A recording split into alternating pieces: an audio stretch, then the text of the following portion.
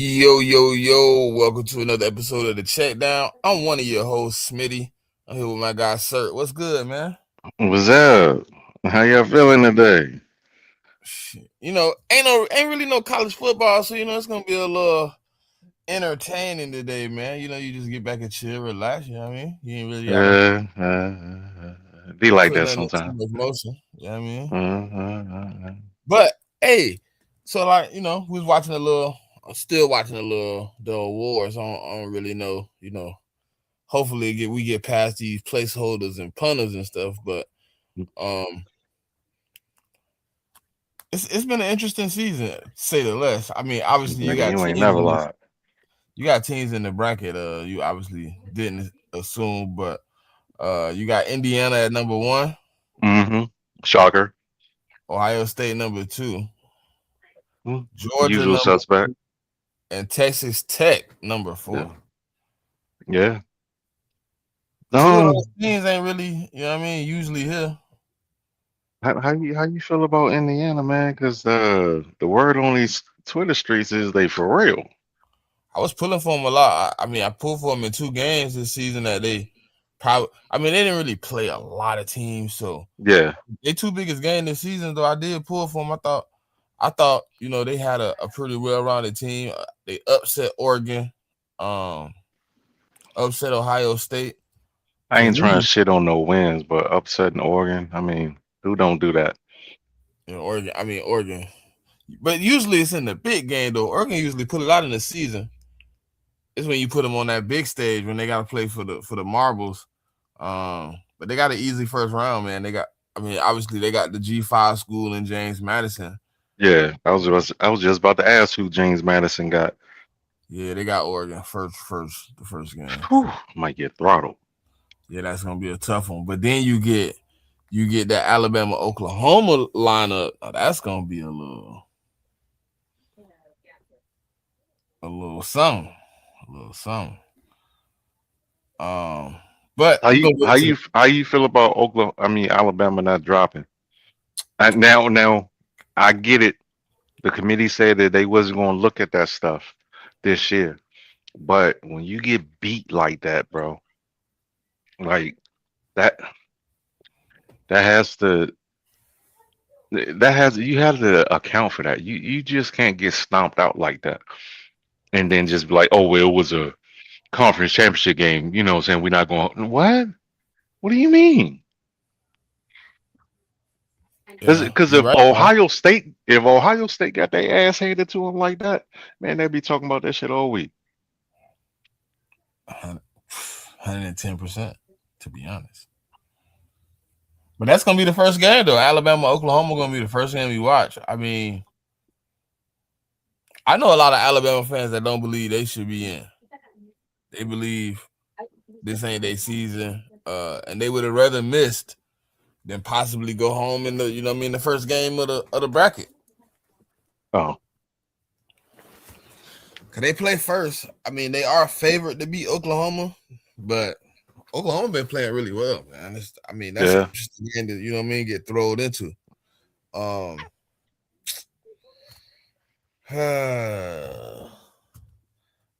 when I look at the teams though, when I really look at the breakdown of the rankings, like it's tough because who would you have put in? Um. So I don't want to sound like a hypocrite. I wouldn't move much around, but I just feel like you know had that been Ohio State, they got beat up on um in their conference championship. I just don't see a world where they just let them motherfuckers slide and keep them where they are. Now I don't know who should take Alabama's spot, but I mean I don't know, dog. I mean this is the first year it's been 12, right? Second, A second? Okay. yeah, second year tour. I don't know, man. Fuck it. Put Florida State in there. Some real niggas in there. We ain't had enough wins, my boy. I wish we did. I would have liked to see Vandy get in. Yeah. Yeah, that defense would have But, caused a but you know they gonna say, oh, nobody wants to see it. Man, fuck all that. We say that shit every year about Thursday night football. What happened every year Thursday night football? They break ratings. I think the We Notre Dame gonna people were mad. They thought they should have been in. oh dang. See now, I don't like Notre Dame I or think they're trying Alabama. to. I think they're trying to force Notre Dame's Yeah, hand, they should. They should force them in. force them to join the conference. But who do you join though? If you Notre Dame right now and you like, all right, we can't let this happen again. Who do you I join? mean, you got to go with your rivals, man. You got to go Big Ten.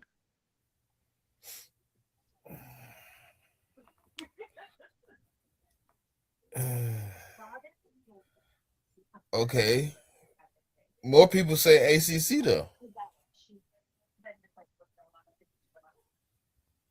I mean, that would be the easiest road travel. I mean, But you because don't. well, technically speaking, if they join ACC, the only thing they'll have to join is their football team. All the Hmm, other collegiate sports are already ACC, hmm. except for football. I mean, hold on. So that I would don't be think that it'd would be be an that much of interesting, a easy problem. transition. I don't think it'd be that No, much of not a really. problem, especially with a program like Notre Dame. Man, they can create new rivalries. I mean, shit. Look at Miami. They was in the Big East, and motherfuckers Right, forgot about that. You know. right. Now they got a rivalry with Clemson and Virginia Tech.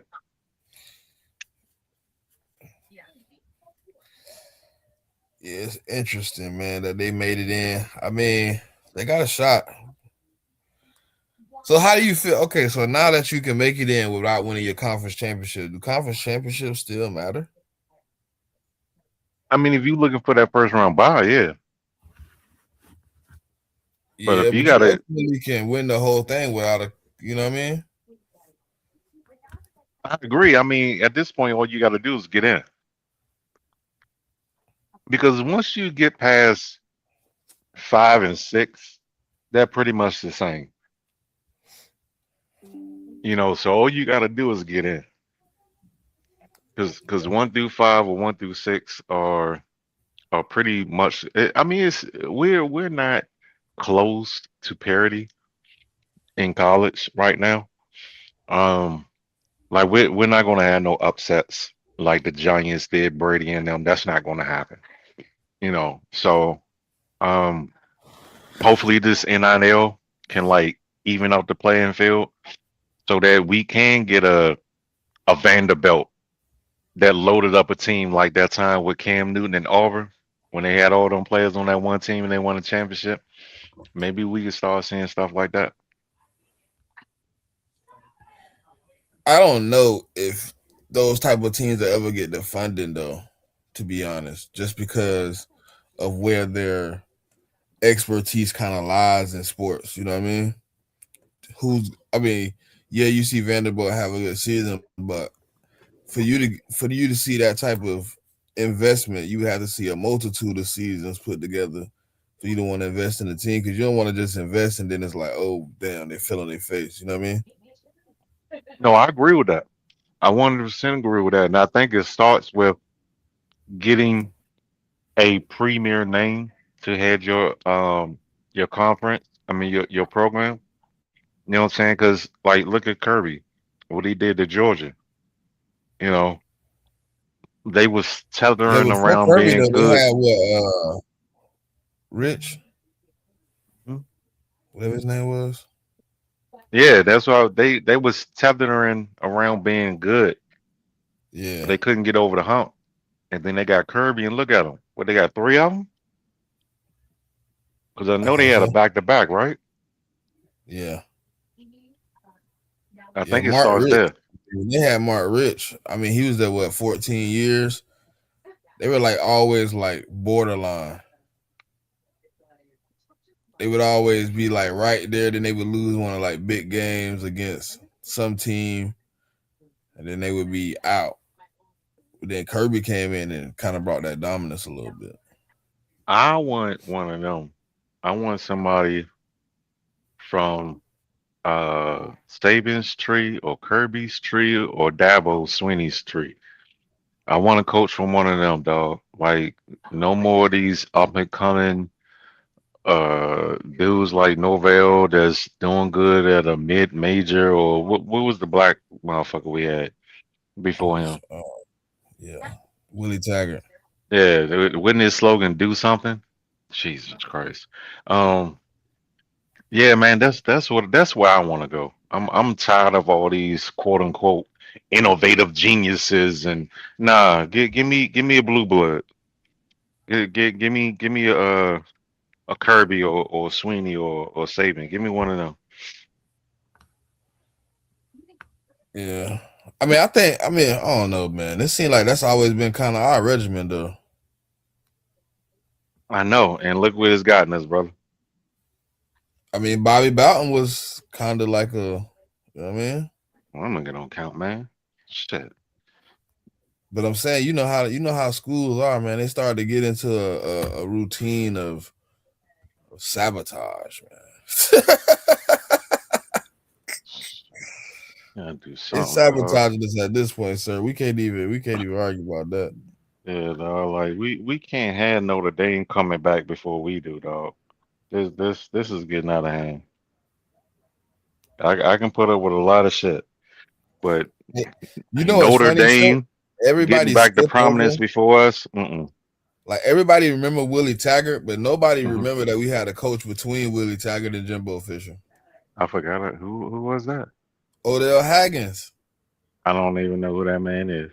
Man, that Sorry to man that was our man. that man was our intern coach for 2 years, bro. Well, I took a hiatus. Um, doing them Willie Taggart years, dog. I was like, there's no way in the world. There's no way in the world. There's no way in the world. This man still has a job.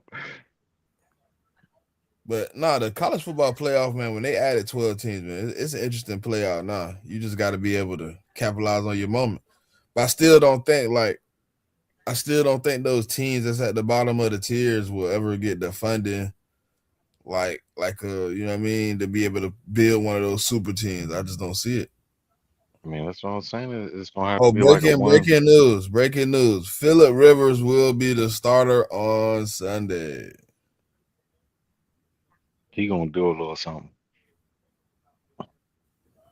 Watch. He gonna do a little That's something. so interesting, bro. Like what? I feel like, You brought back somebody honestly, pushing though, 50? I feel like this is kind of like now. Granted, they play in Seattle and Seattle. You don't just go to Seattle and win. That's one of those stadiums that I be talking about. But on the flip side, okay, Phillip Rivers is very familiar with Shane Steichen's offense. Okay, the element of surprise is on the Colts side because he's now. Granted, you can't just get off the couch and play football in the National Football League. His head is probably going to be spinning for uh, maybe a quarter, but it's going to slow down a little bit for him. Okay, and I think he gonna make some plays. Seattle don't know what they're gonna do. They have no film on Phillip Rivers with this team, Hey, so Phillip Rivers that 3-1 works. in Seattle too. When he plays in Seattle, he Uh, 3-1. that I'm not saying that it will, but that could work in their favor. So, I'm definitely gonna take um uh Hey Indy and the Miles, you points. crazy for that, bro. You wild for that. They say they got you out there throwing it, sir. Oh yeah, I could do that. Run that 9 route. The That's all ball you might got not left, get there, sir. but Is the 9? You can only throw the uh, 9? I mean, the ball might not get there, but run it anyway, brother. Oh, Okay, okay. gotta Underthrow, be a run back team to the player, cornerback. Run through the cornerback. Give me a PI. Give me a PI. bro. I done put my damn blunt down and I forgot where I put it. What's good, J man? Do What's good, Pop? How y'all feeling? Not much. I mean, with the I'm good. Starting to forget uh, shit. girl, fuck you. What up, No, Pop? but hey, what up, y'all? But like, I've been listening, and like, I think Norvell, if he don't make nothing straight, he gonna be gone. He gone. I think this is his final straw. But I also hear what you're saying, sir, because like, I didn't want Brian Kelly, right? Yeah, But me knowing he was gonna get fired with how the team fell off, I said, I don't want no project coach. I don't want that. I want somebody with some type of pedigree. I don't know who gonna be available for that. that's the word I was That's looking what I for. want. Pedigree. That's the word I was looking for. So like I hear you with that, bro. I mean, so let me just touch on one thing. The Phillip Rivers shit, I think Phillip will be fine for the most part. My issue with Phillip is that man ain't taking no hits in 5 years Right. like that. And Seattle ain't exactly a warm place in December, man. It's not cold like the Northeast, but it's not warm either. Oh, Um, nigga, it's cold this time of year. yeah, so I just think like I said, like he gonna complete some passes now, but like once you start getting hit, I mean that's when you see whether he really want to play or not. In Hey, my opinion. hey, Mick, I think he gonna hit on them props, dog. I I mean, mean, Philip can sling that pill, man. We all know that. yeah, But but like can he? But can he get the ball out fast enough? yeah, but like I mean, what's his passing prop gonna be? 150 yards? I mean, it's not gonna be like he hasn't played all season. There's no way they're gonna put that prop at 225. There's no way. No, his line, I looked at it, it was 152 and a half. Yeah, Oh so yeah, I'm smashing that. I'm gonna tease that up to a buck 80. I mean, but the funny thing about the Colts is they have good receivers. It's not Mm-hmm. they got good receivers, they got good tight ends, they got good running backs. It's just can the line give them enough time Right. to make them throws? So Right. I don't know, man. Like I mean, I personally think the Seahawks are gonna win, but I'm just kind of interested to see what it kind of looks like Yeah. personally. Yeah. I got Seahawks winning. I just don't have how the fuck we get on college. But I mean pros. But look, um, I got the Seahawks winning, but I don't got them cover. Well, I mean, honestly, there ain't shit to talk about. There's only two games on today in college. I mean, like there's the HBCU Bowl, and then they got the Army. What's it? The Army Navy game. That's it. It's Army Navy, and then it's No, we another wasn't really game talking they about we wasn't necessarily It's talking yeah, about it's the three of games. them. One of them is Division 2 though. Yeah, yeah, it's the D2, I think, championship round or something Yeah. like that. And and, Yeah. then because and it's Boise versus Washington State or something or Washington. and then you got the Heritage Bowl, which is like the HBCU Yeah, Bowl. yeah, and Yeah. that's today. And then the Villanova plays Army. somebody. Yeah, I think it's like Prairie View and South Carolina. Because I mean, South Carolina State. I mean, like make that shit every fuck. It shit crazy. Them niggas is like the.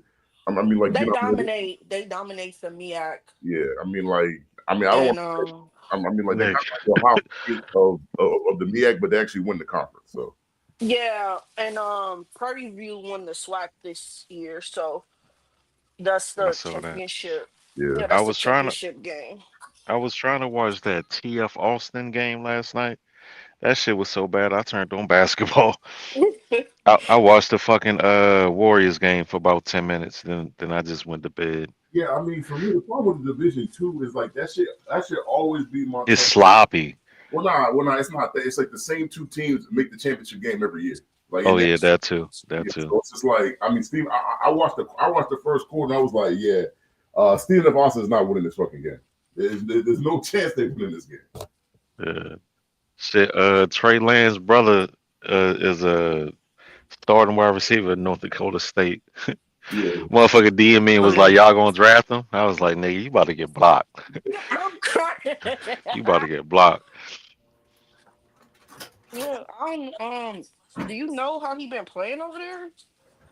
Who his brother? I didn't even know the Mm-hmm. man existed. I'm playing. I Y'all heard found out about him? I I think found at the out beginning of Thursday. this season. I mean, like this. I think this is his junior season. He been playing there Yeah, for I like. think he coming out. Yeah, Really? he's actually not a bad wide receiver though.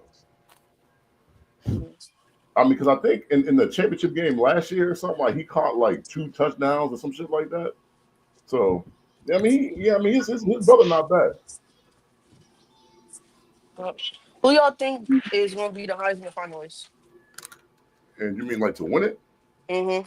I think it's Mendoza. I don't think it's gonna be close. Yeah, I agree. Indiana winning the Big Ten. Yeah, I think that kind of solidified. it for him in my.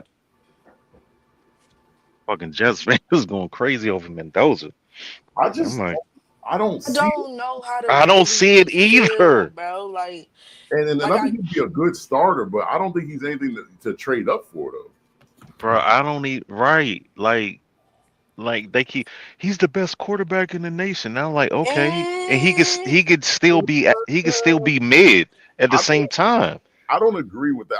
I think he's had the best year, Hmm. but I don't think he's the best quarterback in college football though. Now they want to hang on his if we're completion. talking about draft eligibility, then Hmm. okay, cool. I could be like, all right, maybe, possibly.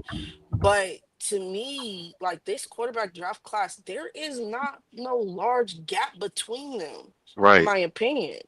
I think it's closer than a lot of people think. I mean, I'll say this Is like if I Chambliss going? What year is Chambliss in? think Chambers is a sophomore, isn't Yeah, I think so. I don't think he's coming out. And he? then I And saw my that thing is, report I mean, about the interior Sellers is potentially staying at South Carolina. I mean, say I was the Raiders and I had the number one pick and Dante Moore declares him. I got a choice between Mendoza and Dante Moore. I'm choosing Dante Moore. Like I Yeah. just like him better. Uh, I'm just not handcuffing myself to a quarterback in the first round that Nah, I'm not Chambliss even coming out, y'all. I'm He not has even sure if You he said can be a Chambliss backup. can come out? he has to. Oh, he does. Yeah, he a senior. Oh, damn! I didn't realize he's been in college football that long. He don't have no more years of eligibility. Nah, No, interesting. Hmm. Now, if he play all 4 years, I don't know how he can make an argument to stay a fifth year. I mean, the only way is if he got redshirted his first year, though, and that's the only way. But yeah, That's the Ole Miss quarterback, right? uh, yeah. yeah, he He is. Yeah, probably does have a redshirt year because Dart was the starter. yeah. So I mean, he might have another year. He was at a different school at the time though. Oh, damn. Oh, he wasn't always with Ole Miss. No, he was at FRST, Yeah. Fresno State.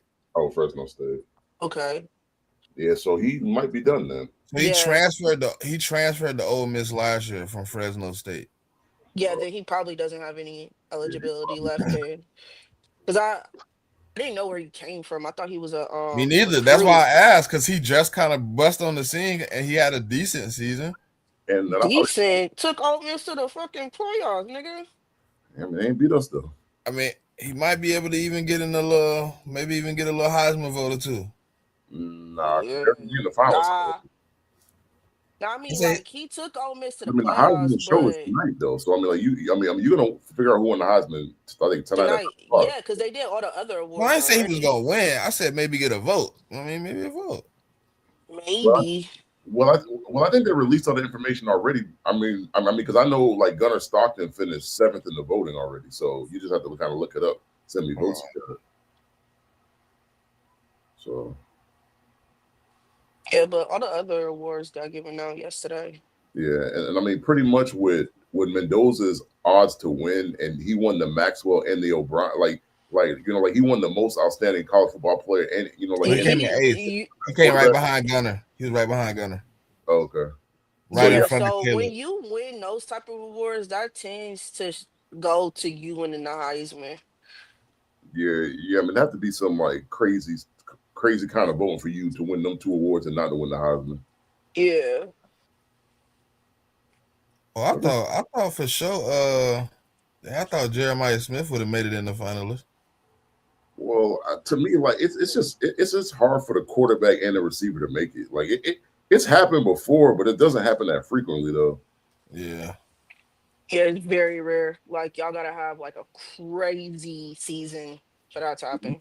And then I feel like Jeremiah Smith. I feel like he came on at the end though, but to start the season off, his season was a little rough to start off though. Yeah. And I had Oh, you got the he punter told of the me year too, JMIK, didn't you? Who? Yeah. Well, I figured he was gonna win because because and I think he made like first team, like for college football. So once you make that, I mean, it's pretty much guaranteed that he was gonna win that punter award. And you're gonna get drafted by somebody don't like the seventh round. I Is might need Zach him. Wilson's brother good? Don't know. I have He a wide receiver too, right? Who? I mean, He's Zach. a quarterback. Yeah, Are you a 4-star quarterback? quarterback. Yeah. Yeah. He in the transfer portal. That's what I'm asking. Oh well, there you have it. Yeah, I'm not gonna pretend like I watch all these college games. I Hey, look, that's why I asked. I was hoping one of y'all had caught a game or two. I ain't even know the nigga had a brother. No, I I knew knew he he had. had a brother, but I didn't Yeah, know he I was just good. ain't really watched his games though. Yeah, I haven't watched his games at all. At all. I don't think I've ever seen anything but highlights. Yeah, don't even think I've seen that, Smith. and And you I got to increase for and the that. only reason I seen it pop because somebody posted it on Twitter one time. I'm like, oh, who is this? I But I've mean, never seen. I don't think he played it. Has he played a snap? Let me see. Now y'all got me want to Yeah. know. the only thing I said the problem with him is that if he was to get drafted, like teams would, like teams would look at him kind of funny because of his brother though. Because it's like I know they're different people, but they're gonna use like like his brother got drafted high was a bust, so like like they're gonna like be real critical of you. So Well, he was at Utah. He just transferred from Utah. I mean that makes sense because didn't Zach Wilson go to Utah too or something? He went to BYU. No, he went to BYU. Yeah. Yeah, I mean same shit. Kinda. Only And difference is Utah, you ain't gotta take that vow of celibacy and shit. Well, I guess there's a big difference then. hey, no, man. I mean, shit, that's a big difference, man. That changes everything. Yeah, dude. Yeah, because it's the Mormon school. They gotta they gotta go on a mission. That's why a lot of the fucking players are like 25, 26 shit, because they gotta do that 2-year mission and you can't have sex. That's like part of the conditions. I mean, like that's asking a lot of, I mean, like for a college student, man, that shit asking a lot, man. I'm just saying. Why Yeah, you but say that, Mick? Uh, did you ever go to college? No, that's what I'm asking. Uh, No, I mean, yeah. you got any insight on that? I'm not gonna self-incriminate myself, so no. What? Nah, I ain't gonna lie, make you said enough. Oh, Yeah, I'm not gonna. Mick was out there wilding. a wise man once told me no answer is the answer. Yeah. I'm just gonna say that I went to a HBCU, and that's all I'm gonna say about it. all right, Which did that, what city was that HBCU in, J-Man? no comment. Did you went to Mick? You went to Clark, Atlanta? Yeah, I did. Yeah. Yeah, I remember them saying that a couple Pussytopia, times. the original version. You know about that? Dang, how we didn't? Now this crazy. He started 9 games last year, right, for Utah. Who? And we was kind of very The guy that's critical. transferring? Oh. No, yeah, Isaac Wilson, Zach Wilson brother, played 9 games, 127 completions to 25 with a 56.4 completion percentage, 1,500 yards, 10 touchdowns, 11 interceptions. My God. Yeah. Yeah, but Utah was kind. Oof, it was kind of But very the mid. Pop, you remember us saying they fell off? He probably the reason. Nah, it's because they have that 30-year-old quarterback they keep running out Nah, there I that think the keep reason, getting hurt. really, the reason is because of Texas Tech, man. Like, I think I said it last week, man. Texas Tech is going to be running that conference for the next 5 years, man. They just got Wouldn't be surprised. they got way too much money to throw around. You think they gonna out recruit Texas? Well, Texas is not in that conference. Texas is in the SEC. Texas Tech is in the Big 12. I know, but they still in the same state. I don't think they're going to out recruit Texas, but they're going to Uh-huh. compete with Texas though. Okay.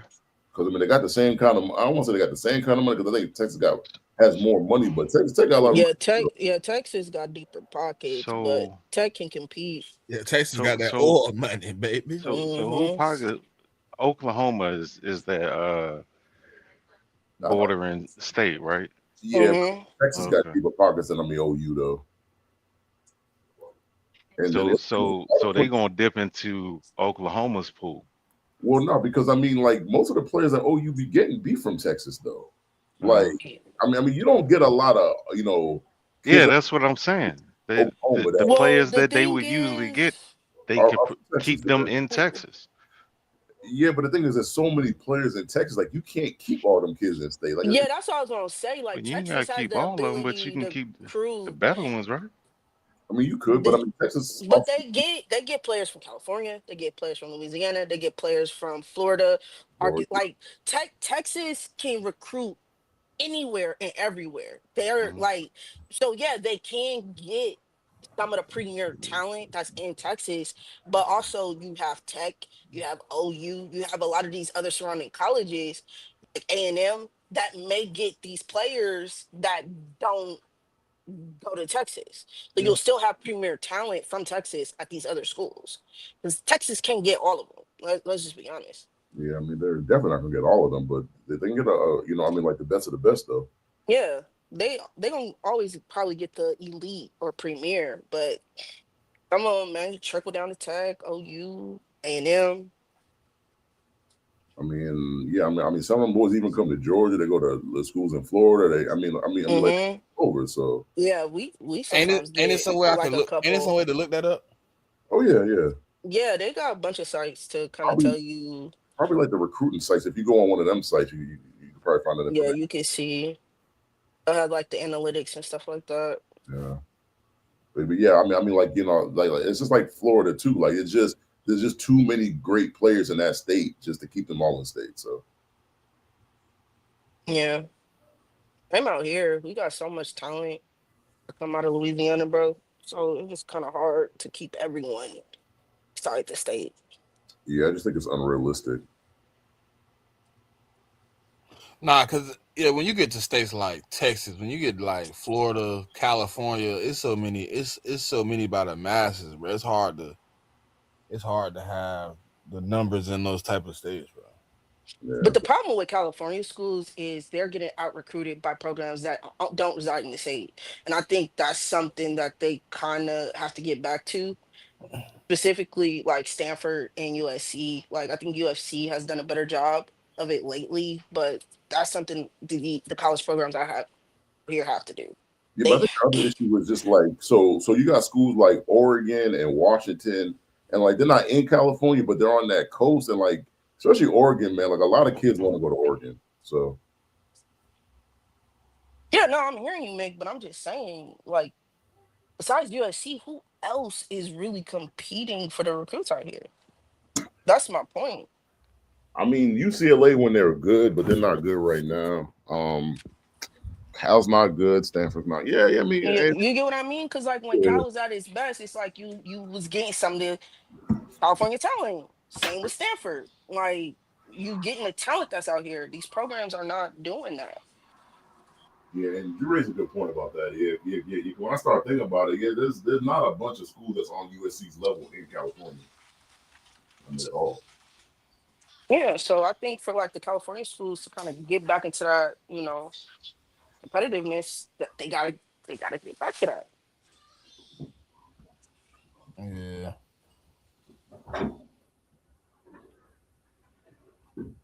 But as far as talent in California, USC is probably getting majority of that talent though, right?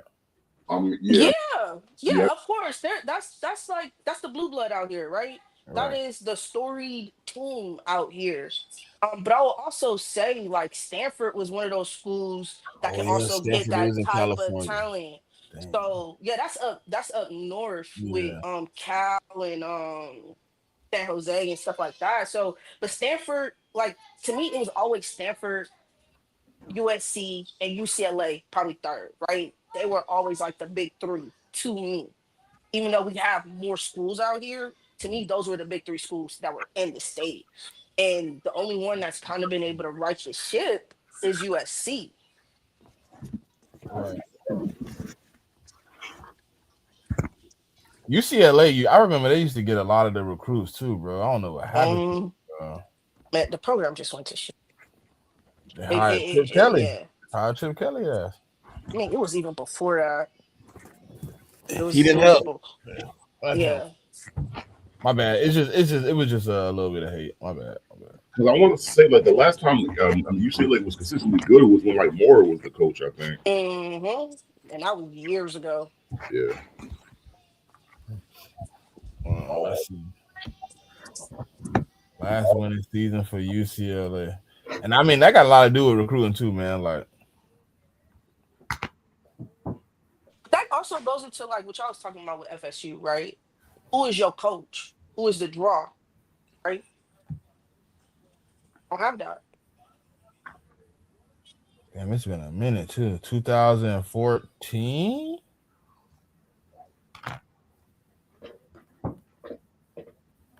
13, 14 was the last time they had a decent little. I mean, but to be honest though, UCLA is not a football school. Like that shit is more of a basketball school. Are they being? Yeah, for sure. For They, sure. they still competitive in basketball? Absolutely. And especially the women's team, No, the I women's knew the team were women's. in Nah, the I knew about the Elite women's. Eight, and I think they went to the Final Four or something like that. Like the women's basketball team been cooking. The men's basketball team, like I, they could get the ship right, Yeah, I mean, it's kind of been right? like for the men, it's been like off and on for the last 10 years. I mean, because I think when Lonzo went there, like they were pretty good. I think they made it to the Elite Eight that year, so that Right. wasn't that long ago. Yeah, So and even after Alonzo left, they was still a pretty good program. But after that, it kind of like took a little dip. But I think they Coming could out of be this like this class, contender. do y'all see do y'all see another like special talents in one of these players that y'all been looking at? at and In you college football? and you're talking about Yeah, a particular position or just in general. just in general. It don't even matter if you need Just him in or not. general, It's like you like, I hey, if he go to such and such, like, oh my god. Jeremiah Love. See. My only question about Jeremiah is like when he gets to the league, is he going to have as much success as he's having in college? That's my question with him. I think he's super talented, but I just I kind think of he wonder. has the ability to. Yeah. I do. I really do. And if like there's a couple of teams I could think of right now that if he get on that squad, he could really jumpstart that running back room, like that run game. I think he And has that potential. I like Sadiq, like the tight end out of Oregon. Like and I like that kid a Oh lot. yeah. Trying to think who else. Um I mean, funny enough, I don't think the quarterbacks in this draft are that elite at all. Funny, no, I think Makai Lemon, he could be something special is, too. is he for sure coming out? That's the question. Yeah, Because he can, but he can also stay. So Is Caleb Downs gonna be one of the ones? supposed to be. mm, that's the narrative that's been Yeah, surrounding him the last 2 years. yeah, he's supposed to be. No, will he? I don't know. That's another question, but he definitely supposed to be.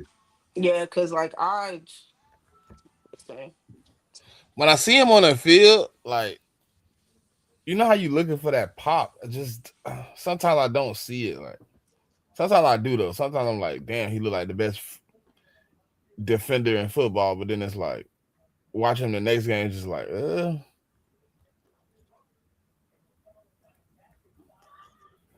So my problem with Caleb is like everybody talking about drafting him top 10, and I don't know about drafting the safety top 10. Like, to me, like it comes down to like positional value, and I just don't know how I feel about drafting the safety in the top 10. the last safety drafted in the top 10 was Jamal Adams. Yeah, man, you see how that turned out. Yeah, and I'm gonna be honest, I'm not a big fan of Ohio State DBs. Like, But he's not really from there though. That's the other part. But like he really from Bama though. yeah, I know he transferred, but I don't know. I think he has that talent, right? I think he can be elite. There's just this little bit of doubt that I have just in regards to it.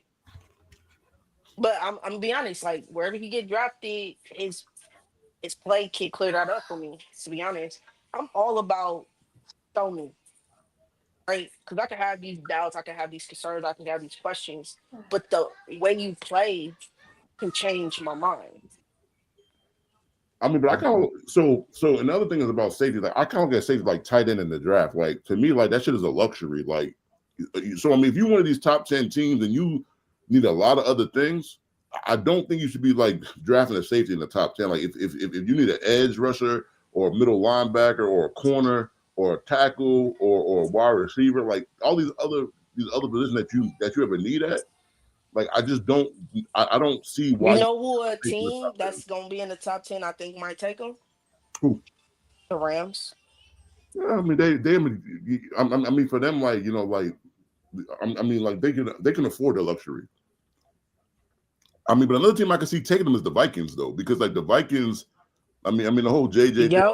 like I don't know about JJ, but like I mean like the safety that they have, like like the white boy that been playing, I feel like Harrison Smith. yeah, I mean Yeah. the boy old, so I mean like they got to replace him, and I mean like they're pretty good at the skill positions. I mean like I mean like their O line got hurt this year, but I mean for them to take Caleb Downs, I could definitely see that. Yeah, I wouldn't mind that, especially when I know the Vikings have been trying to address that safety position. It just ain't worked out, which is why you have a player like Harrison Smith who can still be productive for you, right? But again, he is old. He's what, 35, 36, something like that? And for a So safety, that's real old for a safety too. yeah, but you're still doing just enough. So I think, yeah, I wouldn't mind that pick by them, honestly. Because what other big need do they have on the team? I mean, like maybe like running back, maybe. But you Um, don't have to draft a running back like that. yeah. Honest. I mean, I guess they could draft a corner too, because I feel like they need better corners. But other than that, I can't. I mean, like for the Vikings, like I just think they had a bad season. I just think they had a lot of injuries. I mean, quarterback really didn't play, to his, to where they drafted him at. And so, I mean, if they could correct them things, I think they'd be all right next year. Yeah, I agree. I think they're one of the teams that don't have as many issues as a lot of other teams that's going to be in the top 10. And like we already know what the Rams going to be in there, so we don't really have that down. Yeah, because the team that thought they was gonna do what they was gonna do didn't do what they was gonna do, and they gave up. Yeah, we know. Well, there's a Yeah, couple but random I'm gonna players in be there. So. honest. I'm gonna be honest. I don't think they really mind. Just looking at the team because they just had a rookie for the first time since the fucking 80s. Get 8 sacks. They haven't had that type of production in Yeah, that long of a time. yeah, but the problem is if the Rams use that pick in 5 years down the line, like the dude the Rams drafted, I mean, like turns out to be an all pro. Like I think like they're going to be like a little mad, like at that point. Yeah, but who can't say that James Pierce can't also be in that conversation in that same amount of time? I mean, the way he's trending, I mean, like if he keep, I mean, if he keeps sacking the quarterback the way he's doing, I mean, he probably could be an all pro at some point. But yeah, that's what I'm saying. I'm like, at the end of the day, like it's a great deal for the Rams because right, it turned out how you would want. Right, you're getting a pick within the top 15. But at the same time, I think both teams will be satisfied with the player. Like I think the Falcons will be satisfied with James Pierce, especially if he continues this trend, right? And whoever the Rams pick, if they help produce him a vital player for their team, I think they'll be satisfied. At the end of the day, I don't think it's a bad trade for either team. That's all I I'm mean, saying. my thing is like and I mean, Jalen, my guy, he went to Georgia, but I think they kind of overdrafted him a little bit. That's all. No, I agree. I agree with you. But I thought they could have went somewhere else with that, but hey, we'll see how that turns out. yeah. Yeah, that was a good upset though on Thursday though. Yeah, I mean, it didn't help me in my Yo.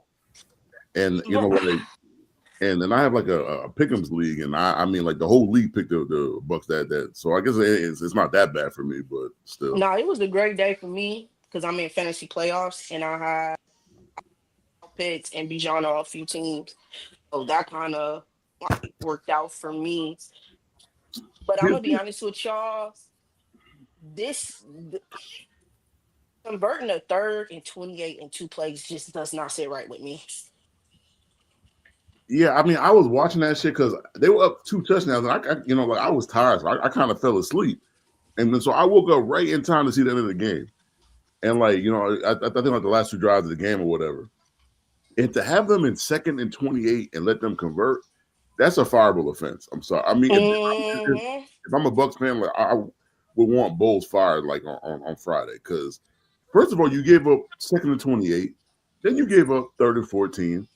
Was it 3rd and 14 or 4? No, I think it was a 3rd and 28. 4th and 14. Yeah, it was a 3rd and 28. They got back a little more than half of that. Kyle Pitts got 14. Yeah, and then they converted a 4th and 14. Yeah, and so my thing on the 4th and 14, like, why are you playing that soft ass zone? Like, I'm just like, what?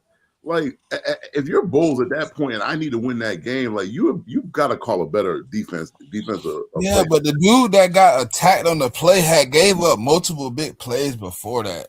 Just like it was on the other side with Kobe Bryant. Like, Yeah, but I hear you. But usually, when you're in that type of situation, you want your corners to you or your DBs to sink further so you can rally to the ball, right? That cover it, bro. That's yeah, that DB inexcusable.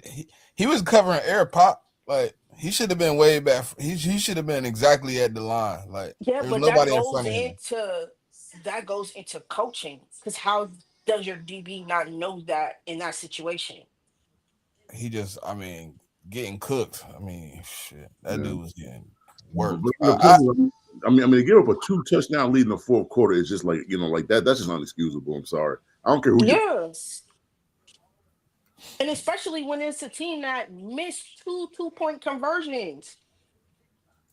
Yeah, I just.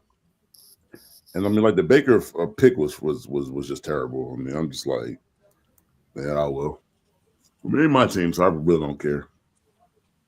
Yeah, honestly, happy just a little bit because somebody besides the Bucks potentially can win the division. That's all I fucking want.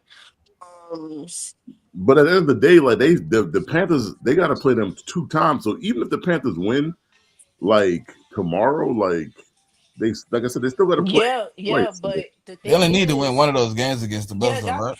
that's what I'm saying. They just need to win one. If they beat us and then they beat the Bucks, the division is theirs. Don't they play? They play Seattle in Yeah. between that. They still got to play Seattle. They got. Yeah, but they can still. But my thing is, even if they play Seattle, right, they'll have better record than the Bucks if they win 3 of their last 4. Yeah, if they beat the Saints and beat the Bucks, I mean, wouldn't They that be can lose. They can lose to the Seahawks and lose yeah. to the Bucks. It's not going to hurt them for being in playoff contention. I mean, my only thing is Mike Evans is as the weeks go on, like he looked pretty good the other night. It's just like Baker was missing him sometimes, so I anticipate he going to be playing a lot more and like going down the stretch in their last 3 games. So I don't know. I Yeah, mean, I hear you, but like, I hear and you. I just don't think it's over for the Bucks to actually win a division. Like I still think they're firmly in it. Like, No, that's why we said. That's why we said Yeah. they have to win. They have to win one of those. The Panthers got to capitalize on one of those games against the Bucks first off. Yeah, that's what we're saying, right? I mean, my only issue Panthers. with the Panthers too is like that team is like Dr. Jekyll, Mr. Hyde. Like one week they great, the next week they piss poor. Like, and so for them to win this division, like they're gonna have to win. I mean, because I'm looking at their schedule, they have not won back-to-back games since early in the season, like since like week 5 and 6. It's been Yeah. win loss for like 7 straight weeks or something like 7 8 straight weeks. So Yeah. So I mean, like if they want to win the division, they just got to be a little, I mean, like not a little, but they got to be more consistent in terms of trying to win, 2 games back to back. Well, I could say the same thing about the Bucks, who's lost 6 of their last 8 games. Well, I mean, they ain't been win losing. Them niggas just been losing. Like, But that's my point. Like something got to consistent. change with the team. Because, like, I get it. Mike Evans had a phenomenal game. McMillan looked good out there, right? So you got all your offensive weapons back, right? Give them another week or 2, get comfortable. I think they can get rolling. My problem is that in a lot of these games that I've watched of the Bucks, it's the defensive coaching that's a big problem. Like, I will not take away that Baker hasn't been playing well, right? Not gonna take that away. However, a lot of these losses have been on the defense. And that goes into the coordinator, who is Todd Bowles, the head coach. Yeah, I mean, like I said, like to me, it was a fireable offense. Like if I was a Bucks fan, I would want Bulls fired on Friday, last Friday, yesterday. But that's I don't just me think they're though. gonna fire him in season because, like, your point is they can still make some shit shake, right? However, I wouldn't even care think, if they playoffs or not. I would still want them fired. well, I'm just saying what the front office is not gonna do. They're not gonna fire him, especially if y'all are still in playoff position, right? Yeah. But if they happen to miss the playoff, yeah, I think he gone immediately. Yeah, I just think they got to make a decision. Like it's great you win a division 5 years in 4 years in a row, but like ever since Brady left, like what are you getting out of that? Like you get to the plus and you lose in the first round. Like that's not. At some point, that has to be not to be good enough. And I ain't gonna lie, it was a moment in that game where if I mean they drive it and Baker throw that pick, that kind of should have killed the game, and then they I don't even know what happened on the next drive to let them get back in field goal range. That was oh my god. I mean, I also say with them is like, and you know, like I know that after we played them, I'm like, man, their secondary is kind of ass. Like they give up a lot of big plays, a lot of explosive plays. How much time was left, if anybody can remember? How much time was left after they still was up 26-28? Well, then like 26 to 28. You're within seconds of the game. Yeah, At but I that think point, you're like I think it was like in the minute because it was after the 2-minute I warning. know he right? got the ball back with 2 minutes, right? No, it was under 2 minutes. No, I'm saying the what's the call? They got the ball back with. He's talking about when the Bucks were up by like 8 points, Are right? you talking about when Baker? Okay, got look. the So ball the Bucks back, up or 8, got right? The ball? Yeah. Bucks up 8. Baker throw the pick. They go down and Yes. score, go for 2, get the ball back. How much time is left at that point? When Give they me a went second, Smith. I mean, so when they went for 2 the second time, Yeah, the second time. How much time was left when they gave the ball back the second time? that was about 3:30. Yeah, that's fireable offense. But honestly, like even the offensive play calling was messed up because They was throwing the ball. Yeah, because on second down, the Falcons didn't have any more timeouts left, and they threw an incompletion, which was dumb. Like they literally should have just ran the ball 3 Okay, times. so this is the time on the clock when this happens, right? So fourth quarter, Bucks get a touchdown. So the score is 14-28. It's a minute. It took them a minute and 32, right, to get that play. Touchdown by the Falcons. Missed a 2-point conversion. Baker interception. So there's let me see when the interception.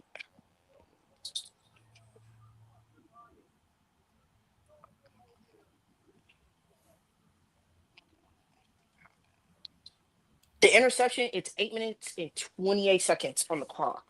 Okay. When the Falcons get their touchdown,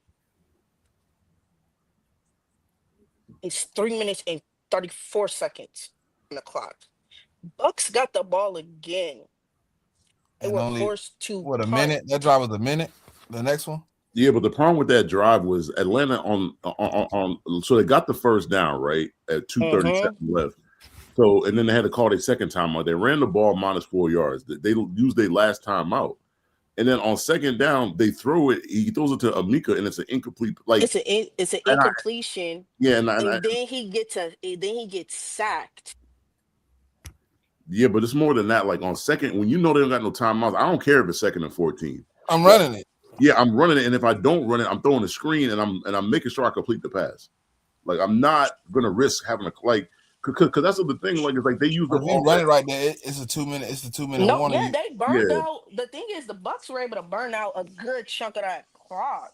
Yeah, but they could have burned out 40 more seconds. No, I agree. Which has been an issue with the offensive play calling at times.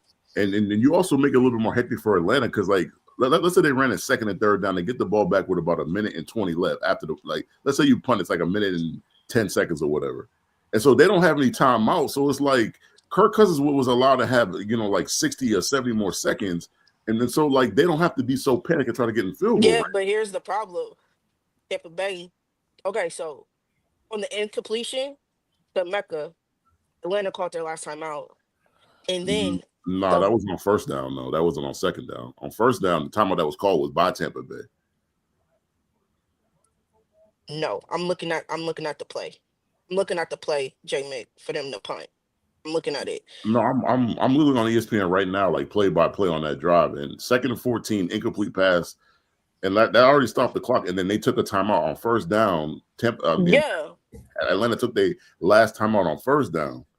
So that's what I'm saying. Like they could have wasted 40 more seconds off that. Like they could have got the clock to 2 minutes. I mean to the 2 minute warning. I mean before they had to run that 3rd down play. I agree. I think they rushed the play. Oh, Tampa took a timeout on that Yeah. third down play. Yes. Oh, that's crazy. What was Yes. And before then the third down play? what they did is they bled the clock because now you have to punt, but they bled the clock to the 2-minute warning and then punted after the 2-minute warning was over. Yeah, it's just like I get it. You want to get the first down, but in that situation, you got to run the ball on second down. Like Yeah, but that goes into like I don't care if we're selling it. We're not gonna get the first down. Like my goal is, I know they ain't got no timeouts. My goal is to waste as much time as possible. That's yes. my goal. Yes. And that goes into the time management problem. Because when the Falcons played the Colts, the Falcons should have won that game. It was poor time management Yeah, but for them to lose. but if you look at it, the first game versus the second game between these two teams is the complete opposite. Like, Well, it's also because in the first game, like the Bucks were down, or the game was tied, and the Bucks drove down to kick a last second field goal. And in this game, the Falcons pretty much did the no that okay. So the Bucks had kicked the field goal, but the Falcons still could have won that game because the offense had another possession for them to make a play, and they got inside the red zone. They got inside, I think, or near the red zone. I think they were at least at the 30 or the 25. Well, I mean, they gave them the ball with like a minute left, and they drove down and they just missed the field goal to tie the game because I mean, they couldn't win the game in that situation. The only thing they could have did was tied it. Well, no, because they're that no, I disagree. There was a play. It was 23-20. So when they drove down they drove down the field and they tried to field when they missed it. So like I said, that's what I'm saying. No, JMIK, what I'm saying is there is a specific play where the Falcons could have won, and it was when I think it's an incomplete pass that Michael Penix has, and he's targeting Cordell Hodge. Cordell Hodge stops on his route and then tries to speed back up to get to the ball. Where if he continued on his route, just kept running, he would have caught that touchdown. That would have put them up in the game. That's what I'm saying. They had an opportunity to win. It's just a mistake by the player that honestly cost them. And then, that missed field goal hurt them as well. Yeah, I don't know. Like, I'm just not like when like if that was like Drake London or if that was Mooney, but like when we're talking about, like, I don't have high expectations for Hodge. I know he shouldn't have stopped on the route, but like he's not exactly a premium wide receiver either. So Mooney wasn't hurt. Mooney was hurt at that point. He got hurt in the preseason. Well, I'm just saying, like, for example, like if those are the wide receivers that did that, I mean, like.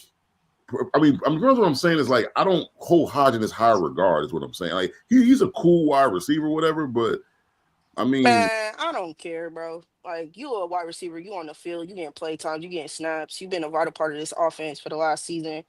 Like, you know what to do, because he was a key part of the reason why they swept the Bucks last season. So, like, I'm hearing what you're saying, but that is inexcusable. I don't care.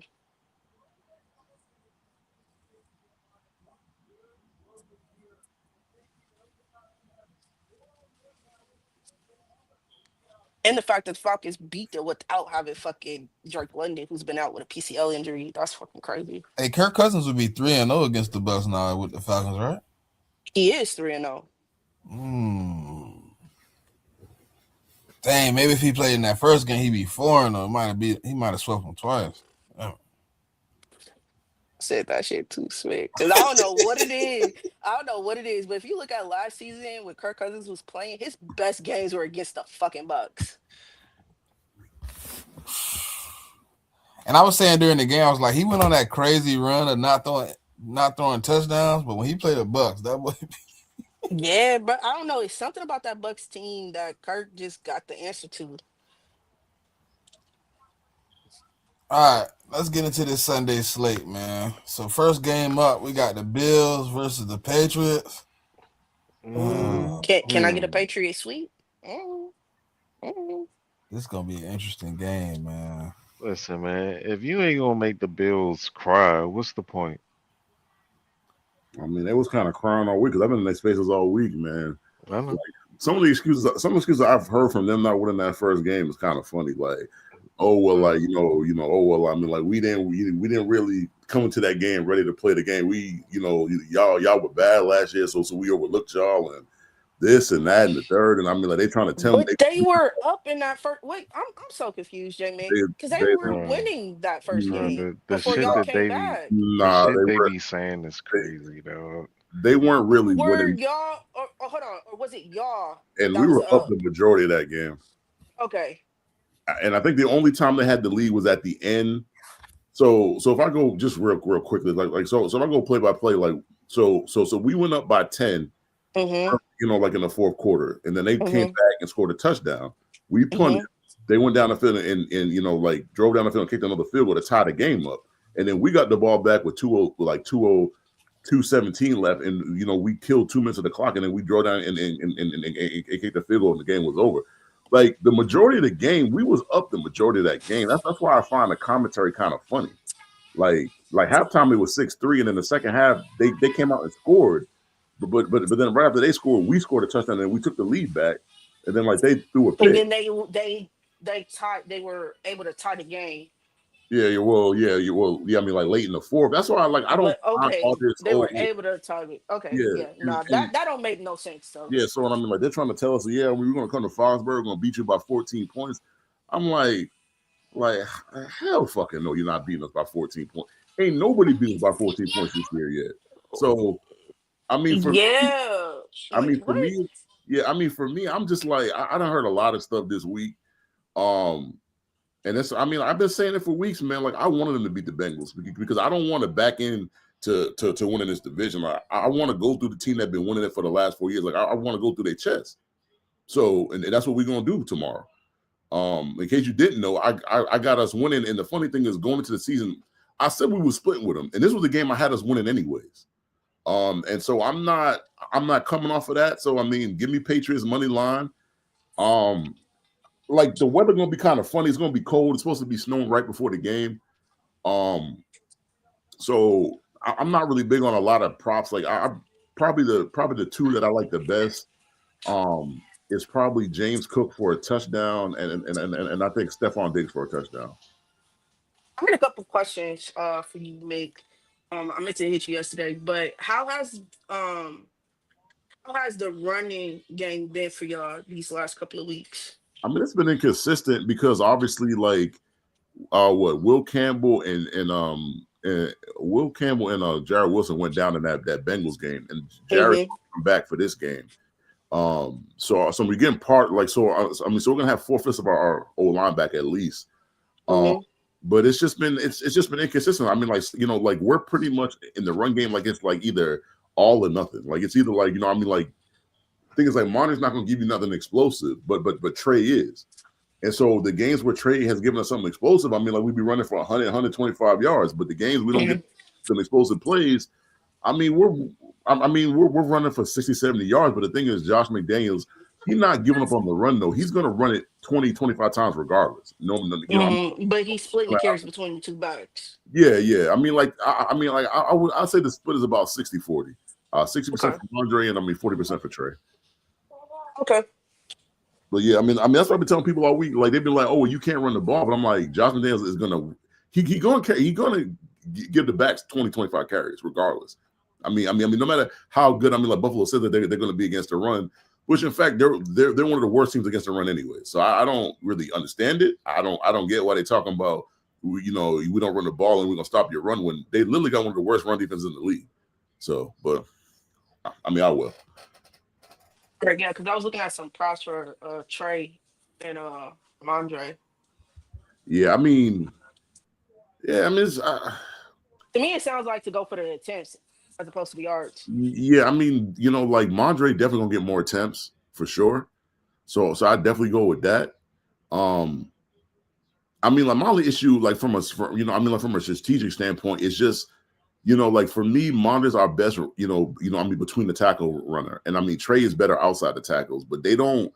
And I get why they don't do it that way because if you always run Trey on the like outside, like the toss plays and the off tackle plays, then whenever it comes in the game, like teams are going to be like, oh, well, that's probably what they're running. So I get it. Like they try to run him in between the tackles.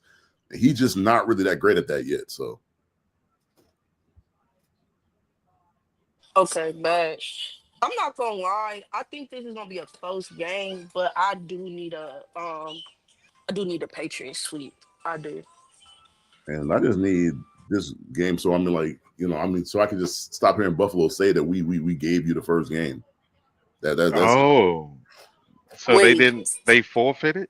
they're saying they beat themselves. I mean, infamous. Oh, we beat ourselves. Oh, We had the 10 penalties and 3 turnovers. I'm in the back of the line. I'm thinking y'all had a bunch of so horse. your team didn't do anything. Y'all didn't even take the field. It I, was their first team against their first team because you said they beat themselves. I mean, that's essentially what they were saying. And my thing is like, Oh, if you get 10, 11 penalties, right? uh-huh. And I'm not talking about. I mean, they had some pre-snap Now, penalties. now you know those penalties wasn't their fault, right? You know Yeah, you actually committed those penalties, but they got the yards. You know that, right? yeah. It's just Okay, it's okay. just funny to me. Like whenever you get a holding call, it's because of what the defense is doing. It's making you. Oh, And that's that. also, nah, cause y'all D line was moving things. oh Like yeah, yeah. y'all was getting I'm pressure sacks. Y'all was uh, really No, yeah, yeah. like y'all was. I wouldn't say no. Y'all was bullying that offensive line. So And we how was did they bullying them beat like they? How did they beat? I don't. You know what? All I right. mean, I've just learned that like when two different people watch football games, they see two different things. I guess so. I will. I mean, but then I need it for the culture, man. So Yeah. I'm personally gonna I'll stay from money lines. I do like Manjay's attempts. I agree with the plays that JMIK said. I'm hoping for a Patriot sweep, like I've been saying. Like I need that for entertainment purposes. So oh, yeah, it's gonna be hope entertaining. the Patriots get the dub. Certified. You want to go first? You want me to go first? What I mean, go what you ahead. want? Listen. As an avid Buffalo Bills hater, I'm here to continue to hate. God damn it. Give me the Patriots money line. God damn. I hope the motherfuckers don't make the playoffs. I wish they could not make the playoffs, but that's probably unlikely. I get tired of everybody talking about the same goddamn teams every year, man. But they high and mighty right now, man. They on their high horse. They believe they the best team in football for whatever reason. And they just been stomping their own toe. So another loss might wake them up. And I believe they only route to winning this game. To be honest, though, is take the ball out of Josh Allen's hands. Yeah. Personal opinion. But they don't like to do that. So give me James Cook rushing yards and anytime touchdown. Give me Stephon Diggs for an anytime touchdown. And then let me get Josh Allen for anytime touchdown too. Oh, and something I forgot to mention, like Christian Bedford apparently injured his toe in practice yesterday, so it's Mm-hmm. up in the air if he gonna play. And if he don't play, I mean like that means round two of T White going against Diggs. So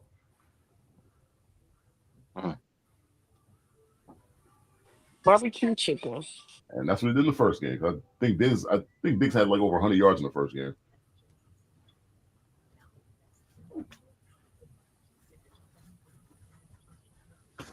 So, um, I hope the Buffalo Bills get embarrassed. I hate that fan base. I feel like the Buffalo Bills is an embarrassment to the league. Sorry, bastards. How can you lose 4 Super Bowls in a row? Like, why would you even align yourself with such mediocrity? But I feel like the Buffalo Bills deserve to lose because they whack ass fan base paraded around Twitter all these seasons for them to not even reach a fucking Super Bowl. And now here we are. The fucking Patriots are back. So they deserve to be embarrassed.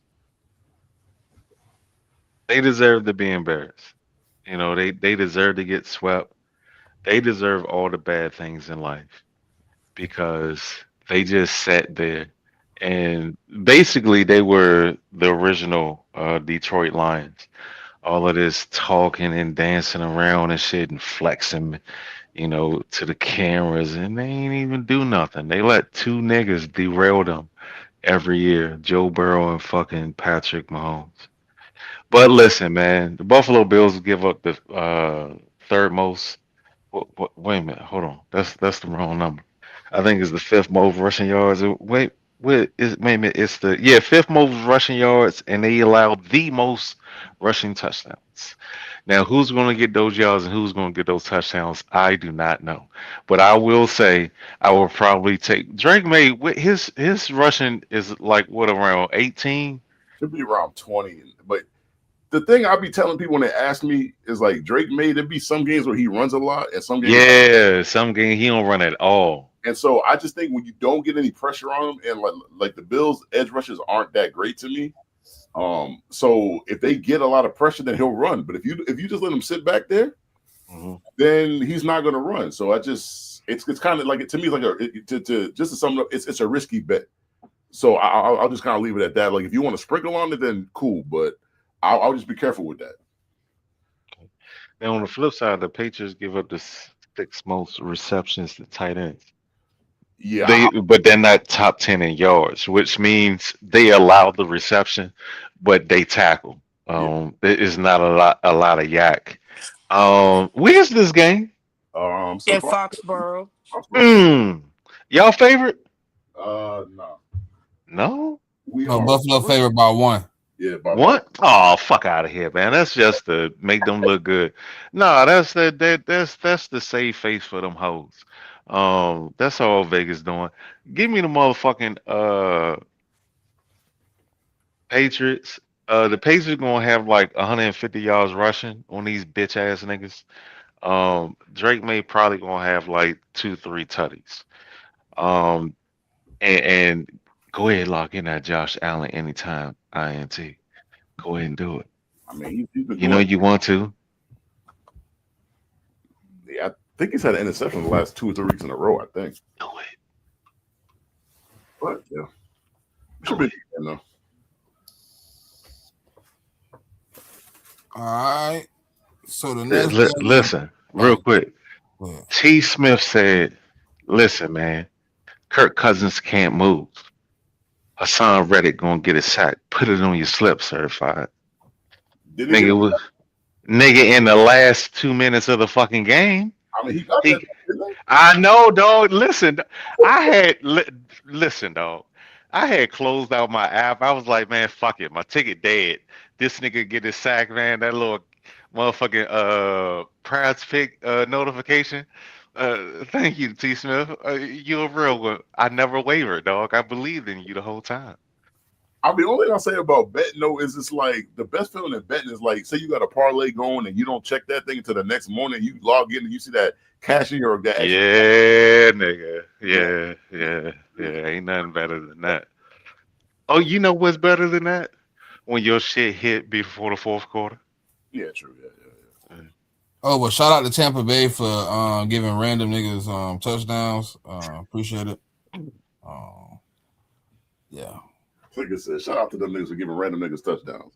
Yeah, random niggas that ain't on nobody ticket. Nobody in the world bet on. Yeah. It should be pissing me off. Like they get down to the goal line and like they'll bring Tucker in the game. And so I mean, like niggas be taking Bucky for that touchdown, bro. Like every game. Like every game, he gets touchdowns, but like what was that one worse or the next one where they threw it to this random tight end that nobody even knew his name? No. What I'll tell you what was worse, right? So DraftKings had a promotion, right? For that game for like first touchdown, they gave you a 30% boost, right? So I figured let me like sprinkle some shit, right? Guess who I sprinkled it on? I sprinkled it on my man McMillan. My nigga get down, they call it a touchdown, got down to the half-inch yard line, and they review the shit, and it's not a touchdown. So I don't win the bet. I was half a yard from winning like $125. You know how mad I was? Shit. I'm like, nigga, stretch the ball over the goddamn goal line, my nigga. He stretched it late too, and that's the problem too. I was like, nigga, that was too late. I know you felt your body hit the ground, my boy. Nigga, when they called testing, I'm like, man, I mean, should I start rubbing my hands together? Because it was plus 2,200 regular, and then with the boost, it was like plus like I want to say it was like plus 3,000, and I was that close to getting a plus 3,000 solo bet, man. I was fucking pissed. Jesus. But that's the life of a gambler, man. Life for the gamble. Yeah. All right, next game up, we got Arizona versus Houston. Houston favored by 9.5, over under 42.5. I mean, give me Houston, man. Give me Houston. Yeah, I don't trust the Cardinals. Cardinals got a lot of injuries, man. I don't know if Harrison's playing. But I'm gonna take Houston regardless. I mean, like that defense is no joke. Like, you know, I mean, like they're gonna have Brissett running for his life. And so yeah, props I like. I heard Chubb might play, but I still love Marks. So I take Marks for about 40 yards rushing. I'm gonna take the Nico touchdown. And if Marvin Harrison don't play, I'm taking Michael Wilson's receptions and yards. Now, if Harrison plays, I'm not going to take that, but I would take Harrison for his yards and receptions. Let me see, man. I like yeah, I don't. It doesn't matter. This is in Houston, I believe. Houston. Yeah, I'm gonna take Houston, and the numbers. Now on this one, I don't know if Jacoby gonna hit his attempts on this one. I'm not sure about that. Well, sacks count as an attempt. Okay. Yeah, so I'm gonna take Jacoby's attempts again. What you got as attempts for, sir? I don't know. It's got to be around like 22, 24. No. No, it's more than that. Yeah, it's way more than that. 38.5. Yeah, I was gonna say no. 38. Yeah. Because if you look at him, he's been attempting passing the ball over 40 times. So, and I think one game he had almost 50 or 60 attempts, pass attempts. But the problem with that is you need Houston to get ahead early. And the way Houston offense is looking, I don't know how much they're gonna get ahead for them to have to throw the ball like that. I mean, they don't run the ball. All they do is throw. Yeah, they don't because Trey Benson ain't been activated. I think he's out for the season. And Yeah, they've been having DeMarcado and they've been Yeah, they having down the running back 5, yo. yeah, so they can't really run the ball like talking about it. So they do like they pass the ball and they do a lot of screens and quick game stuff like that. So Yeah. So, but on the flip side, I actually think that uh the Houston's run back is probably going to have a good game because the Cardinals give up the fifth most touchdowns to running backs, well, rushing touchdowns, and they're top 10 in yards allowed to running backs. Um, so I forgot the motherfucker's name, but I'll take him for a tutty. Houston's running back. I like who? Marks? Yeah, whoever he is, I'll take him for a touchdown. Um, and McBride's yards. I like Michael Wilson's yards too. McBride's yards and touchdowns, and Jacoby's attempts. I don't know if he's gonna hit his yards, but I think he's gonna hit his attempts.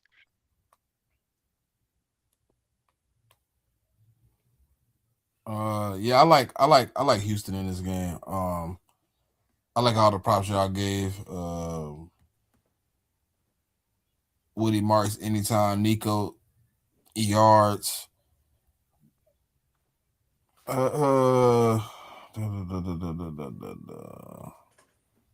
gonna take Knight for anytime touchdown this week. I'm gonna just try it out, see what happens. I'm gonna try it out. I done tried everybody else, man, on 18, and it always seemed like, Yeah. Yeah, but that's the funny look. The one thing I noticed is, like I said earlier, when Marvin don't play, Michael Wilson be balling out. But then when Marvin play, Marvin the one that be balling out. It's strange. yeah, and I'm trying to see if I'm trying to look up the Cardinals practice schedule. Yeah, I was just going to say, is he coming back? Because Marvin, I don't even really realize I didn't even know the reason he didn't play last week. I think he's playing this week though. Oh, okay. Thought I seen a report where they said he was playing. Well, that's the case. I'm taking Marvin for everything, man. No, hold on. He's out Damn, for what? because he did not practice at all this week.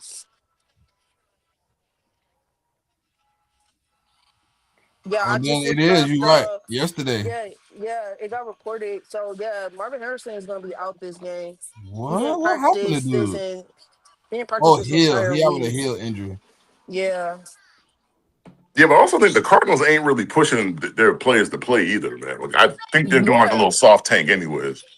yeah. Because I'm Hmm. gonna be honest, like, what are you really playing for at this They're, point?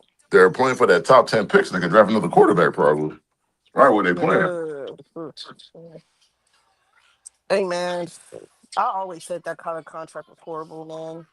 Because what? I mean, they only have 3 wins, right? I thought they have.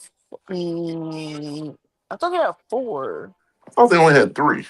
I could be wrong though. No, you probably right because I think one of the games they end up You gotta losing. talk about the Cardinals. Yeah, 3-10. Yeah, I don't think they're winning another game either.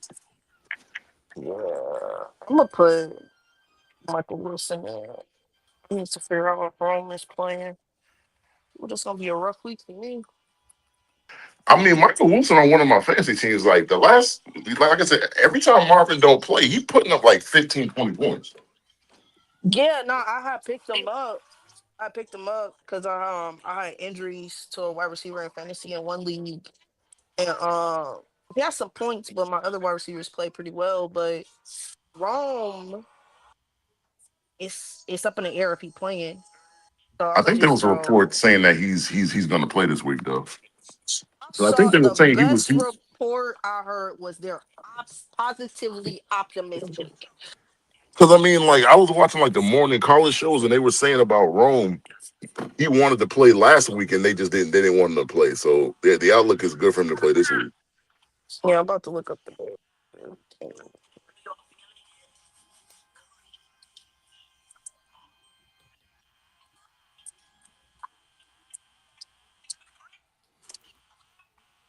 Yeah, so he's truly questionable. So we'll see.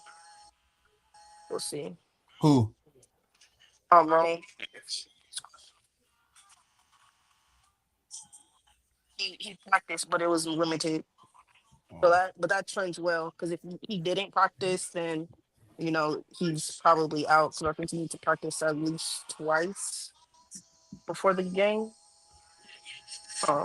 So we'll see. But yeah, now I got the Texans winning. I like Nico Harrison's. I said Nico Harrison. I mean Nico Collins. Um, receptions, and I like Woody Marks. I like Woody Marks rushing line, and I might take him for an anytime touchdown as well. I'll take Michael Wilson. Probably take his receptions or his targets. Uh, that's pretty much it. I'll probably take in this game. All right. So next game we got Commanders versus Giants. Giants favored by 2.5. Over under is 46.5. My God, this is gonna be another one of those games that nobody wants to watch. But Is uh, JD5 out? Yeah, he was ruled out on Friday. Okay, I missed that. All right, so it's Mariota yeah, who killed his Mariota tight don't even end. be playing half bad when he play teams like this though. He got his tight end killed. No, I said teams like this when he play like not good teams. Mm, Could then he show out like last year against Atlanta in the game like this? Yeah, but he also played for Atlanta too, though. Uh, So I don't not know. last year. Well, He no, played. well, He played Atlanta this year. When the Commanders went to Atlanta to play, and he had yeah, a but I he mean, had a like, pretty good game. yeah, but I mean, like last year when they played Atlanta, like that was his first time playing his old team, is what I'm saying. okay. So, because I think he was in Atlanta for what 2 years or something like that, 1 or 2 years. No, it was Kirk. No, it was No, Michael Penix who played last year against the no, Commanders. No, I'm talking about, like Marcus playing for the command. Like that was the first time. Like, so what I'm saying was he played for the Falcons for a couple years, and then he went to the Mm-hmm. Commanders last year. That was his first year with the Commanders. And I think that was the first time that he had played against the Falcons. So is kind of what I'm saying. So he wanted to show out. Is pretty much what I'm saying. Oh, in the game this season is what you're saying? Nah. So like they played the Yeah, Falcons last year. this is second time playing this year. He Yeah, played yeah, last year and this year. yeah. That's kind of, you know what? It's Like now crazy. that you and Pop has pointed out, it's kind of crazy that both times they played Atlanta, JD5 been hurt and Marcus had to play. Yeah, it's kind of an eerie coincidence, sort of. Yeah, it's kind of eerie as hell, bro. Like what the hell? Yeah. Oh, Oh, you talking about that overtime game?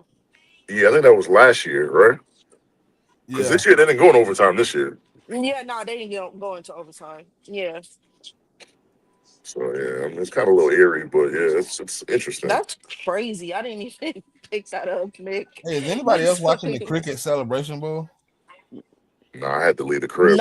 not yet. I'm getting ready to throw it on And what's in a going on minute. with Nah, just bro. You know, I usually don't watch like the lower like football a lot. it? Like when I'm watching it, I'm like, damn, it's actually kind of decent, bro. Like it's not as bad as I thought it Nah, was it's gonna be. really good games. And Like, them I boys mean, thumping. I mean, them boys. yeah, Ah, nah, yeah, I like mean, the thing about like I mean, like HG football, like certain levels of it is not. It's not bad, to yeah, it's be yeah. honest. really good. And like to the point you say, Mick, man, them boys be cracking Yeah, in but them if you catch the games. yeah, but the problem is if you catch the wrong game and like like HBCU, that shit is terrible though. I'm not, Yeah, I'm not gonna lie to you though. yeah. Nah, I definitely agree with that, Mick. I watch them really bad ball. But like when you get the good matchups and stuff, it be really good. Yeah. Nah, low It's key really decent. I good ain't gonna even lie. games. I Yeah. give them credit where credit is due for sure, for sure. But in this game, like I'm gonna take the Giants. It might not be a popular opinion, but I think Jackson Dart, they got a bye week, so they had a whole extra week to prepare for this game. The Commanders and like Marcus Mariota, I don't really love them in this spot. And I mean, like, I mean, the thing about the Giants with Jackson Dart is they score points, and so that's what they're gonna do. So I mean, the props I like, give me Dart for a touchdown, and give me Terry McLaurin for a touchdown. Other than that, I'm not touching nothing else in this game. Oh, I will also, yeah, I agree. I think the Giants win. I also like Jackson Dart's rushing yards. And I would look at Tyrone Tracy's yards as well. The Commanders aren't really a good run defense, and I think they'll be able to effectively run the ball against them.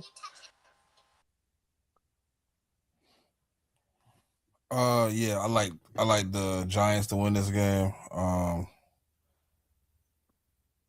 I don't know, man. The Commanders to me might be quietly doing the same thing everybody else don't think they're doing, but I think they behind the scenes tanking, to be honest. Neither here nor there I'm though. gonna be. I don't think they're changing. I just think they're a bad football team. Yeah, they a shitty football team, and Yeah, that but defense like is Pop, awful. I agree with you on that, but I think they're making themselves shittier just to make sure they lose some of the games they might could win. But I mean, I'm gonna be honest with you, bro. Even if JD5 is in the game, I think that'll give them a better chance. But still think the Giants won the game. Like to me, it's they don't have the personnel for real, and the coaching really ain't been good defensively, in my opinion. All right, so the Commanders are a bad football team. Their defense is old as fuck. They got a few rah-rah guys. They got a few thumpers over there, but they are lacking in talent in that front seven. Um, shit. The Commanders are at the bottom of a lot of shit. They give up the third most passing yards per game. Um, they allow the fourth most rushing yards per game. Uh, they allow the third most rushing yards on the road. Uh, but the sorry ass Giants with that damn near healthy defense is right behind them. These motherfuckers give up the third most rushing touchdowns. They give up the second most rushing yards in the league at 154. They give up the fourth most receptions to wide receivers, yards to wide receivers, and touchdowns to wide receivers. They're fourth and all of that. This Giants defense is atrocious. They're absolutely fucking awful, given all of the talent that they have on that front four. And Thibodeau, I think he plays linebacker, but this Giants defense is bad. With that said, um, the offense is just as bad, man. I mean, Jackson Dart, he's pretty good. I like Jackson Dart. I think he can make some shake. I don't know if he's a franchise guy, but he can. He's like an athletic Jimmy Garoppolo or whatever. Regardless, they're lacking in talent. Same thing with the Commanders. I think this is going to be a really sloppy game because both defenses are really bad. Um, so I like a lot of scoring in this. I like Jackson Dart for a rushing touchdown. I'll take his rushing yards. I'll take him for a passing touchdown. Just off the fact that it, on the flip side, Mariota. I'll do the same for him. Give me his rushing yards. I'll do his passing touchdowns. I think they're going to try to pass the ball, especially because I was like, the Giants secondary is really bad. Um, Let me see, who else on. I guess Terry, um, and Debo. I'm not sure which one, but I guess whichever one he connects with the most, given how bad they are at covering wide receivers. And I don't know who the Giants running back is, but he's probably going to abuse what's that boy, Bobby Wagner. So I would take his reception yards, whoever starting running back is. All right, next But game. I don't know who gonna win this shit though. I It's don't gonna be know. it's gonna be a poop fest. You know that. Yeah. You know that for sure. Where they playing at? New York? Yeah, it's in New York. I mean that don't mean shit. So I mean, the only thing it means is somebody. Never mind. No, I ain't gonna even say that out loud. I ain't gonna even put that in the atmosphere. We got Baltimore versus Cincinnati. Baltimore favored by 2.5. Over under is 51. Interesting game. all right, Baltimore hey, fighting for their life. Bengals defense is just as shitty as the Giants. Mm-mm.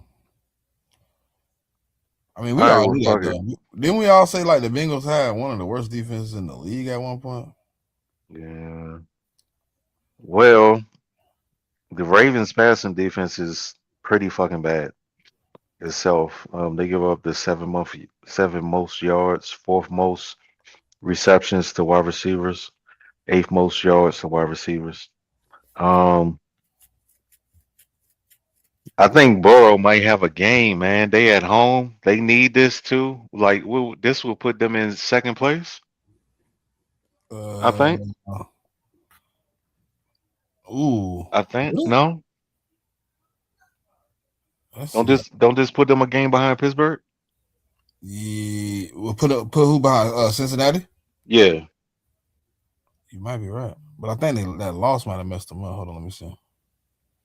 Well, anyway, A if win, that is true, a win to keep them in third. They'll be 5-9. okay. And the Ravens, they got what, 6. seven losses? So it'll put them one game behind the Ravens, 2 games behind the Pittsburgh. Well, they just at this point they just playing spoiler. Um, at home against a bad secondary, I got Joe Burrow having a good game. He's not going to get pressured much back there. The Ravens don't have that much of a pass rush. Ravens give up, like I said, the fourth most receptions to wide receivers and the eighth most yards.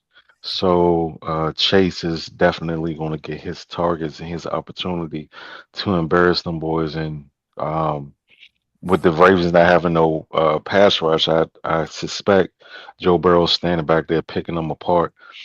Um, a lot of shit that I'm seeing for the Bengals is passing. Is they're actually, I ain't gonna say that. They They give up the most rushing yards in the league. God damn. They allow the most rushing yards at home. Jesus. They give up 170 yards at home. Give me Derrick Henry for 100 yards. I'll tease that shit up to like 110, 115. Lamar Jackson, he's not running, so I don't know about that. Um, I do like the props versus the Bengals. I mean, covering tight ends.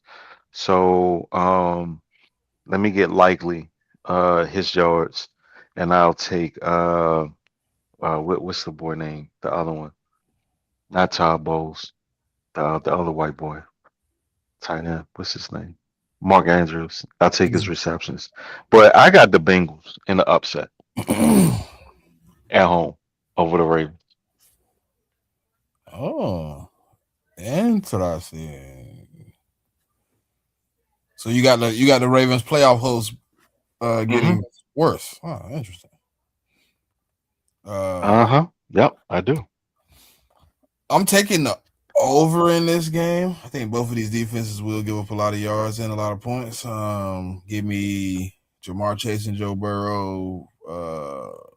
Give me Jamar Chase receiving yards at any time touchdown. Give me Joe Burrow for 2 passing touchdowns and his passing yards. Give me Chase Brown for 50 yards rushing. Give me Derrick Henry rushing yards. I don't really like the give me Zay Flowers receiving yards. And give me I'm gonna leave it at that. I don't do too much. But um I think the Bengals can win in this game. It is gonna be one of those games. It's gonna be high scoring. Last person with the ball probably wins.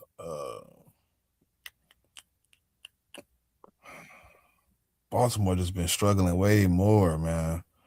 I'm gonna agree with Certified on this one. I'm gonna take the Bengals in the upset too.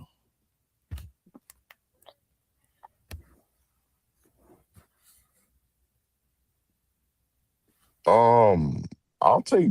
I don't think it's an upset though. Bengals, the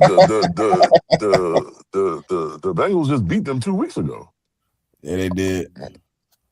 Yeah, so it's just like they just beat them on Thanksgiving, and it wasn't a close game. It was like 34-12 or something. It wasn't close. So I don't really. And the line in that game was -5.5, and they covered that. I don't see any reason why they wouldn't cover this. I think the Bengals is winning. I think the Bengals are playing better, even though they lost to Buffalo last week. They had the Hmm. game until Joe Burrow gave it up. Yeah, Joe Burrow Too bad. fucked that over. Yeah, but they had the game, gave that up. But yeah, man, I'm going with the Bengals money line. Yeah, I just don't like the way the Ravens are playing. I mean, like the Ravens, they lost to the Steelers. I mean, they were, like like they allowed Rodgers almost throw for 300 yards. Like DK, I Mm. said it last week. I wasn't betting on DK. That was the best game that DK's had probably all season. What do you And that do? I think he had a touchdown, like 140 yards or something crazy, What? something crazy like that. But yeah, like I don't like the way the Ravens is playing. So I'll take Bengals, but I will take Derrick Henry for a touchdown. I think he's gonna at least do that. I'll take Zay for 50 yards. I'll take Mark Andrews for 25 yards. On the Bengals side, I'm taking Chase. I'm taking Chase for a touchdown. I'm taking, Chase Brown. Let me clarify that. I'm gonna take Chase Brown for a touchdown.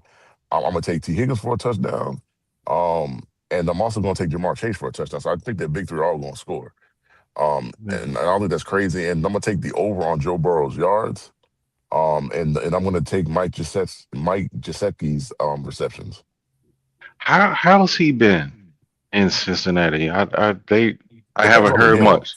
It Yeah, depends on the game. I mean, like if he's going against a soft like linebacking team, yeah. then he plays well. But Okay. if they So got good he turned back linebackers, into his regular self then. Okay. yeah, Yeah, for the Because most them first part. 3 weeks they was ranting and raving, all pro. I was like, oh, pro. It's Now been it's there's I'll no been way say he's two making all this. pro. games. Yeah, Now there's I'll no way say he's making all this. pro. Gesicki's been what they need from him at times, but yeah, he Mhm. wasn't what he was with Miami. Like he not that. Hey man, look at this.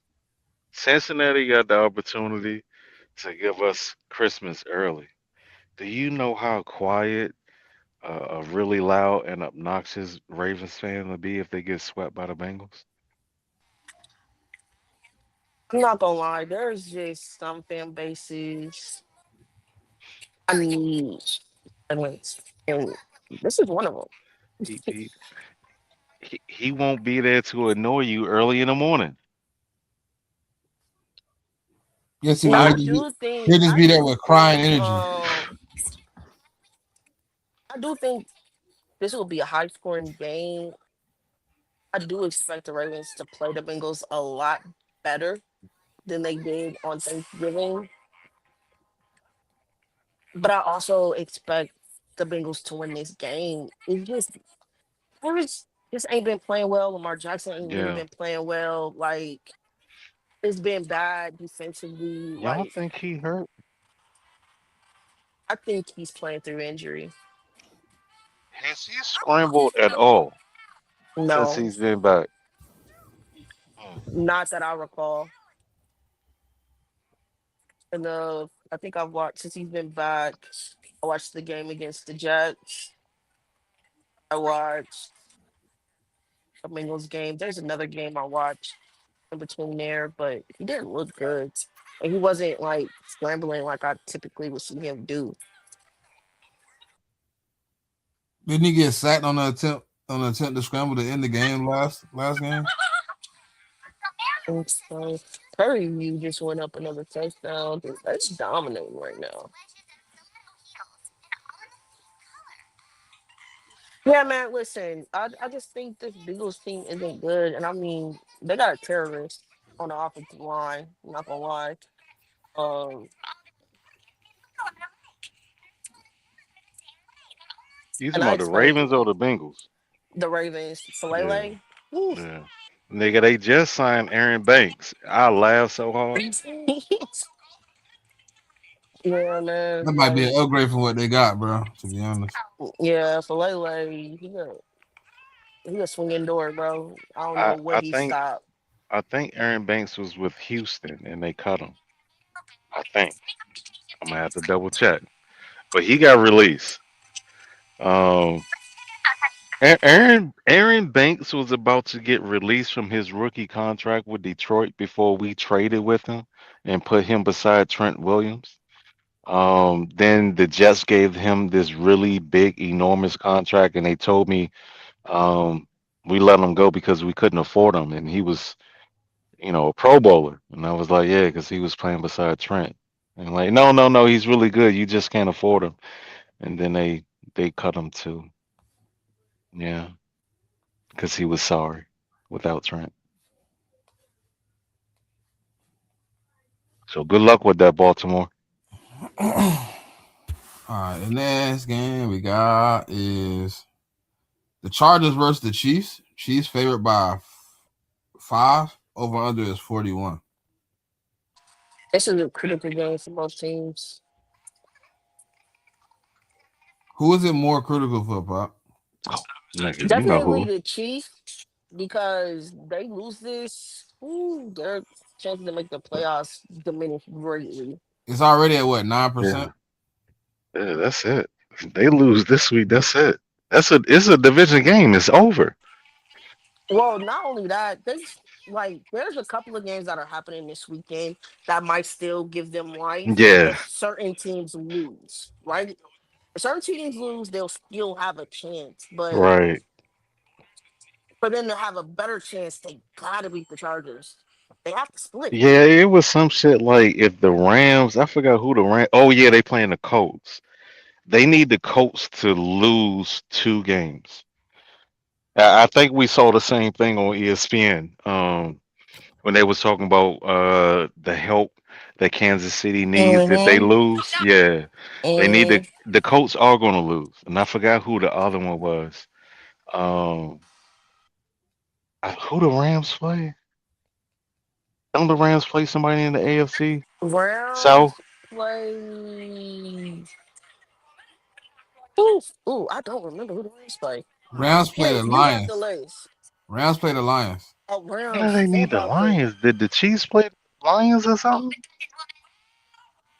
Did they play this year? No. Oh, I Listen might be to wrong, but I Lions. know what you're No. talking about. I saw that shit. Yeah, no. Well, the Seattle play the Rams. Colts. Maybe Yeah, it's Green. No, I don't know if Green Bay and yeah. They Denver. need the coach. They need the coach to Do they lose, need Green Bay to win today too? and I think they need Baltimore to lose. No, I'm gonna see if I can pull it up because it's a little thing that they need to happen this Yeah, it was weekend. like three Let's see. teams, Yeah.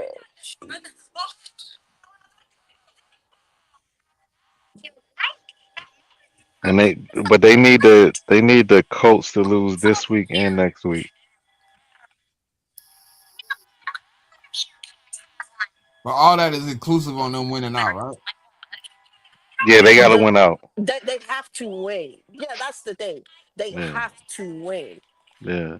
Now, if they lose, if they go 3-1, they need a lot of help. But they could, is the door ain't closed.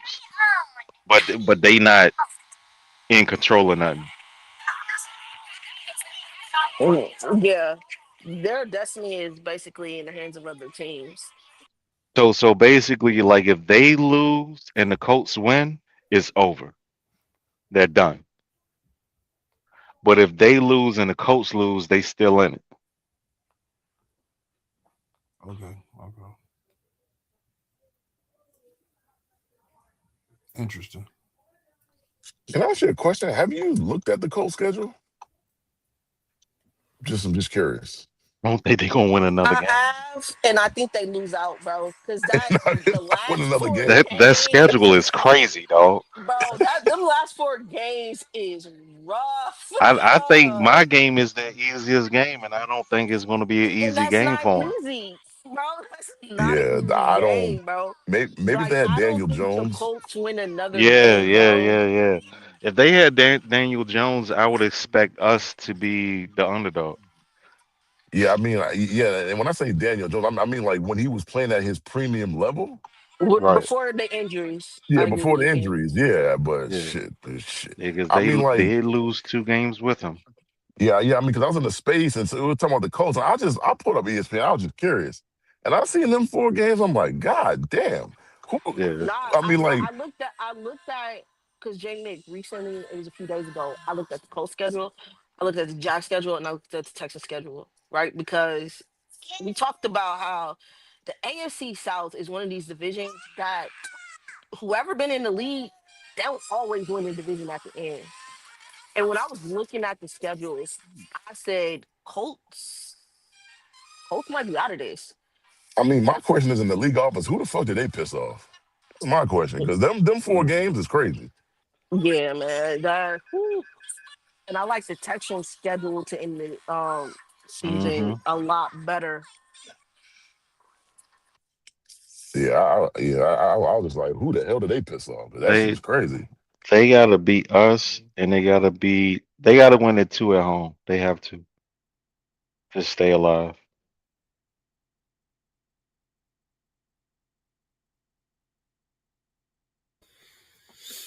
Um, Oh, but let me see. yeah, who y'all taking Um, in this Chargers Chiefs game though? Chargers, Chiefs. Oh, oh, Um, and I heard y'all talking Um, about it. I heard y'all talking about it earlier. Like they played each other in Brazil the first week of the season. hmm. yeah, and Chargers won.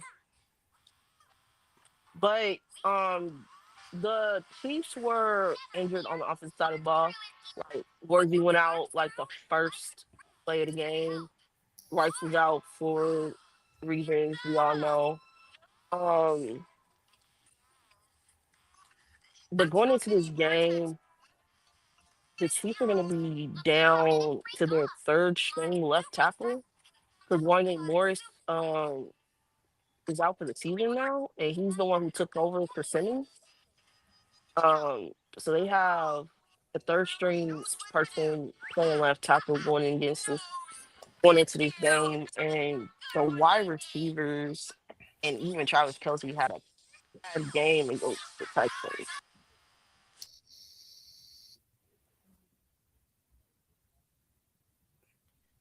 It's funny because both teams actually got the same situation. Like Hmm. what I mean. Like what I mean. Both their starting tackles is out. I think the Chargers got a guard out that's out too. Like there's the starting guard that's been out, and so did the Chiefs. So I mean, it's a very Yeah, the similar. Chargers' entire offensive line, I think three of the linemen are backups that have been having to play a significant amount of minutes. And then I think the only difference is this that, well, I mean, Patrick Mahomes not even healthy because I think he got his knee banged up in the last game, so he's not even healthy. Mm. Herbert not healthy either. I mean, I mean, like he playing with a broken. Like when he played the Eagles with that broken hand, I'm like, I mean, you can say a lot. I mean, you can slander Herbert all you want, but I mean, the one thing you can't call that dude is soft. He's not soft at all because like I mean, some of his injuries that he's played through are just kind of crazy. Yeah, I agree. I'm gonna say, just looking at this game, I like the Chiefs D line against that Chargers offensive line. Um, if they can play as well as they kind of started to play, at least the last two games, which is a lot better than they've been, I think that can help turn the tide. Like you create that pressure, you disrupt, you crack Justin Herbert, right? Because we saw what the Eagles were able to do when they create that pressure, that turnovers, which gives your offense extra possession. So I think if the Chiefs defense can do that, I like their chances of winning. I also think that the Chiefs can fix the offensive issues I saw last game um, against the Texans. I don't expect them to play the same way, so I expect a better showing. So with that being said, I'd like the Chiefs to get the dub. I had the Chiefs and Chargers splitting this entire season, and I'm gonna kind of keep that same thing. I think the Chiefs win. Yeah, I'm taking the Chargers in this game because I don't know. I just don't trust the Chiefs. Like I just don't like. I just don't think it's their season. Like they're losing all these close games, and they don't really blow nobody out. And I just think it's time for the Chargers to beat the Chiefs twice in the season. So I mean, so give me Chargers money line. And then like the real reason I'm doing this is because I like the Chargers defense going against that offensive line because I just feel like they got better edge rushes and all that good stuff. Um, Props I like in the game. Let me get Hampton for a touchdown. Let me get Ladd for a touchdown. Um, I'm going to take Rasheed Rice for a touchdown because he hasn't really had a good game in a while. So I'll take him for a touchdown. I'll take him for his yards and receptions. And I'm going to take both quarterbacks to throw a pick in this game too. Mm. I I'm with JMIK on this one, man. He said pretty much what I was gonna say. The grit that we've come accustomed to know KC for, I feel like I'm seeing that in LA. I don't think that LA is a better team. I just don't. This just not the Chiefs year, man. Like the close games just aren't going their way this year, and they both need this game. Like the Chargers cannot lose this game. It's over for them if they lose this game. It's over for the Chiefs if they lose this game. So I expect both teams to come out and try to take this game. So I agree on a pick for both. Um, I think Pat is going to hit his passing prop. I don't think Herbert is, but I think Herbert is going to hit his rushing prop. He's going to get down. He's going to run out of bounds. He can run away from these linebackers. Chris Jones is going to be a factor a few plays, but I just don't think that he has enough in the tank um, at this stage in his career to like dominate for like 4 quarters again. So I like that the Hampton touchdown. They're going to try to run the ball through hella high water. I know they are. So I'll take Hampton's. Um, you know what? I ain't gonna go crazy on his carries. Give me the tutty. I'll take Herbert's rushing attempts and or his yards. I like the McConkey yards and touchdown and targets. For Patty, man, I give me Kareem Hunt for a touchdown. Um, I like he has been targeting Kelsey. Even though like Kelsey ain't been getting his yards prop, he's been getting the targets. So I'm gonna stick with that. The Rasheed Rice, I like his longest reception. That's what I like, and the Patty man, I say they gonna try to win it, man. 2.5 on the passing touchdowns. But I think the Chargers win this. I got the Chargers too. Um, y'all kind of covered all the props, so ain't no point in me getting into that. I really don't even think we need to talk about the next game, but I'll pop it up here. Jets versus Jags. Jags favored by 13.5. Over under is 42. I'm gonna just say Jags though, and we can y'all got it. I'm gonna just say and get that belt out, man. That's that's all I'm about to say. Props I like in the game. Give me um ETN been kind of hot the last couple weeks. So I'm gonna take him for a touchdown. Brian Thompson's kind of rebounded too. I'm gonna take him for a touchdown. Um, and then I'm gonna take the tight end too for a touchdown. I'm gonna go with the trifecta. And the only prop I like for the Jets is a Brady Cook pick. So Oh yeah, he is the starting quarterback. Oh, I like Brent Strange starting this week too. Um, that's the tight end for the Jags. He came back pretty well. Ooh, well, I'm not touching nothing on the Jags. I got the Jags winning. Yeah. Yeah, I agree with y'all on that. That Jags win. Give me Travis Etienne for anytime touchdown. Not really sure about the Jets. Uh, that's all good. All right, next game. Oh, and BTJ's yards, receptions, and targets. Okay. Next game we got. I really don't want to talk about this one either, but hey, we could. We got the Cleveland Browns versus Chicago Bears. Bears favored by 7.5. Over under is 38.5. Okay, I know we brought up this game, but I've been thinking about Miles Garrett and the games he got to play and how he can break this record. Um, I don't know. I think he can do it. I do. That's random. I think it's possible. You don't even need to get multiple sacks. You can get like half sacks and just stack them up. But yeah, I don't know. The Shador starting and the Bears defense is not great, but they're good. And I just want to know what Dennis Allen is going to be able to pick up against Shador. I think he has a really good record against rookie quarterbacks, so I think he can make something shake. And how good are the Browns against the run though? Because I think a big part of the Bears winning is their dominance in the run game. I think the Browns are supposed to be pretty good against the run. I don't think they're bad. Okay, yeah, because I think the Bears are averaging over 100 total rush yards in their last few games. Um, I think if the Browns can limit that and force Caleb to pass the ball a bit more, I like the Browns' chances. But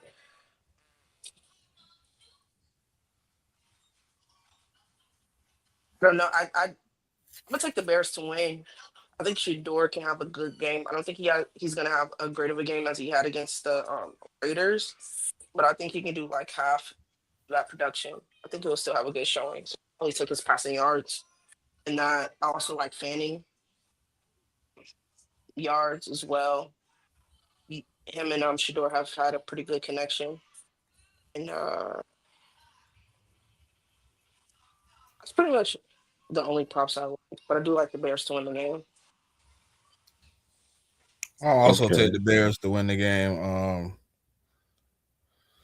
Not sure about the props on the Bears side. I know they're gonna try to run the ball a lot. So give me those the two running backs for their attempts. Give me Roma Dunze for an anytime touchdown. Give me Jerry Judy for an anytime touchdown. And give me Quishon Jacobs rushing yards and an anytime touchdown. Hey, I mean, is this game in Cleveland or is the game in Chicago. Chicago? Chicago. Yeah, I mean, give me the Bears. Yeah, and I think it's supposed to be like below 20 field in the game too, or something like that. Yeah. And then the other props are like, give me a Swift a Swift touchdown, a Doomsday touchdown. Give me the other running back. I cannot pronounce his name, but give me him for 20. Monongai. Yeah, Mananga. Give me him for 25 rushing yards. Give me Colson for 25 receiving yards. And I'm gonna take Caleb's under on his passing yards, and I'm gonna go over for Shador's passing yards because I think they're gonna be behind and he's gonna have to throw the football. And I'm gonna take Jenkins for a touchdown too. Um, so I'm gonna do me a pick ticket this week because I think I think the Browns are gonna fuck these boys up real bad. Um, the Bears are awful at what the Browns do good. Um, Even at home, they give up the sixth most rushing yards. I think Jenkins gonna have his way with them. They give up the sixth most receptions to tight ends too. Um, they go the second most passing touchdowns. My good friend Samo is always bitching and complaining about Chicago's pass rush. I actually think Cleveland is gonna mop these boys up pretty bad, like a double digit type joint. Um, just off of that, or off of them not being able to stop the run, and the Browns are not top 10 in anything allowed, any position, any stat on defense at all. So I can't even tell you anything bad about that defense. The Bears aren't bad, but they give up the sixth most yards rushing and the sixth most yards rushing at home. I think Junkins is probably going to have a day with them. So I would definitely tease his number up to 100. That's what I would do. I would take Njoku's receptions uh, and his yards, Junkins for a tutty, um, Caleb for two touchdowns and a pick. That's what I like. I'm gonna put that in right now. All right, next game we got Raiders versus Eagles. Eagles favored by 12. Over under is 38 and a half. Um, I don't know about props. Outside of AJ Brown, probably receptions, receiving yards, and a touchdown. Uh, yeah, and I don't trust 12 either. So I guess give me Eagles money line.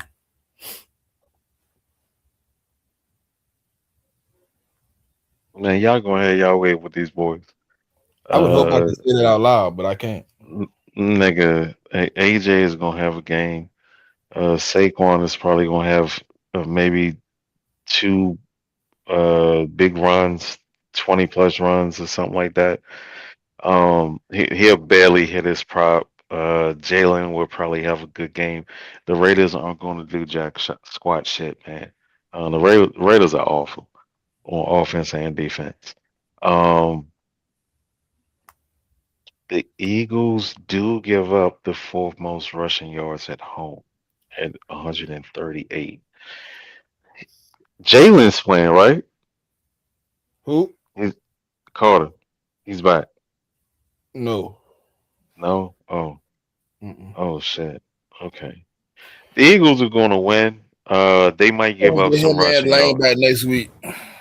Uh, yeah, I still think y'all gonna blow them out. Jalen Hurts is gonna have it. Your passing game is these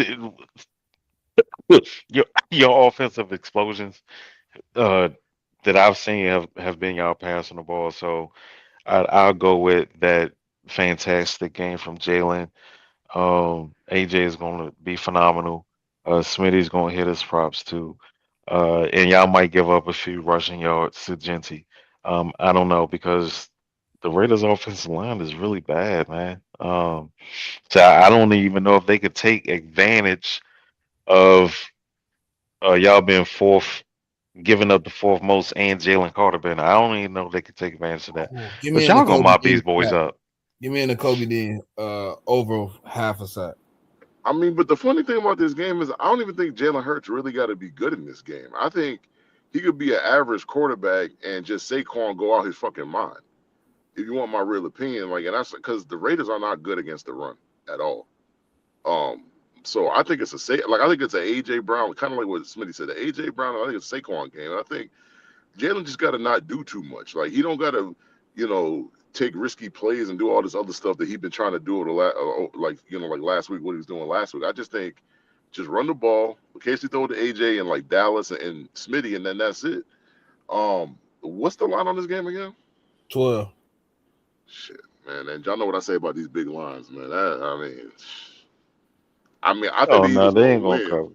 Yeah, I think the Eagles gonna win, but like I just don't be liking these big lines, man. Like it's just not really it's not my thing. So I'm a like I said, I tell the people the Eagles gonna win, but I'm not promising anything on the spread.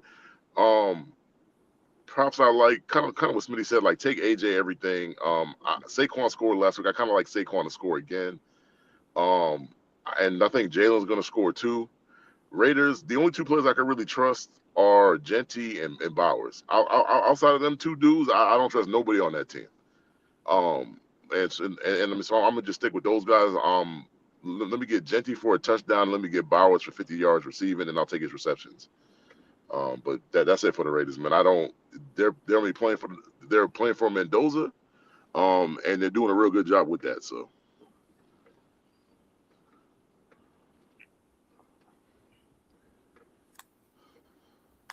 Pop. Pop last. Um, yeah, I agree with everything that's been said, bro. Like I think Eagles mop them. Like, that's the way I feel. Oh, we got Lions versus Rams. Rams favored by 6. Over under is 55.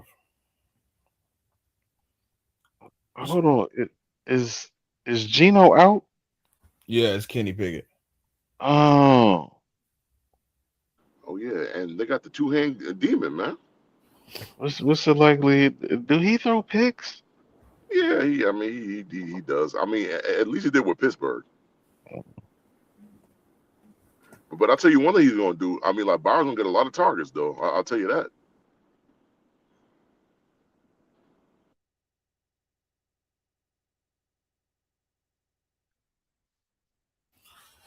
He said, "Is Gino out?"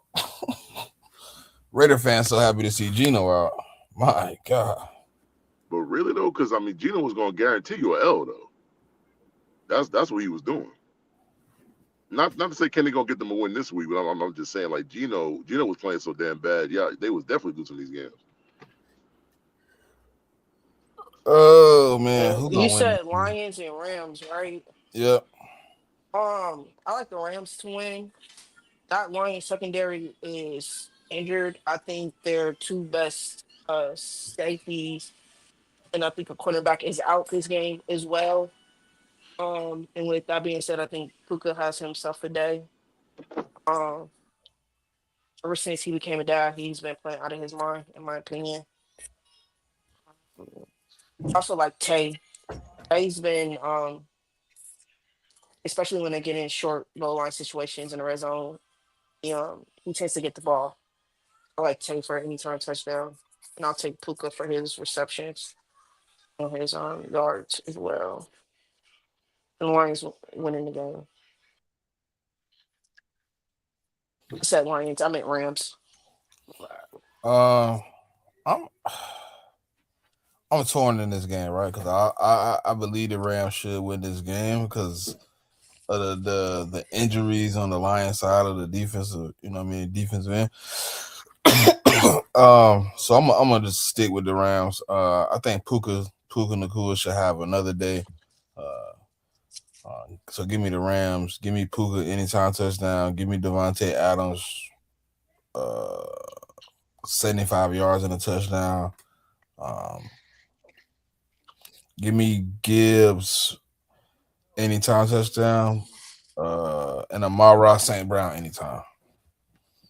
Um, I think this game comes down to desperation, to be honest, because the Lions are out the playoff picture right now. They in the hunt. So I mean, they one of them in the hunt teams. And I just think they gotta have a win, man. Like they gotta keep pace with like the. I think the Bears are the 7th seed right now, so they gotta keep pace with the Bears. I'm not telling folk to take the Lions money line, but I'm definitely taking the Lions plus the 6. Because I think they're gonna keep it close. And I mean, I think what Stafford has shown you in the last about 2-3 weeks is he's shown you the really good Stafford that's been here the whole year. And then in that Panthers game, he showed you kind of what Certified been saying about him. I mean, for as long as we've been hearing Certified talk about Matthew Stafford, he can give it up in some of these games. Mm-hmm. And I just think that if he does that this game will be close because the Lions, they're the fun thing is I don't love the Lions defense, but the Lions offense can match up with the Rams offense. Like they have just as many weapons that Mm-hmm. like they can put up the explosives.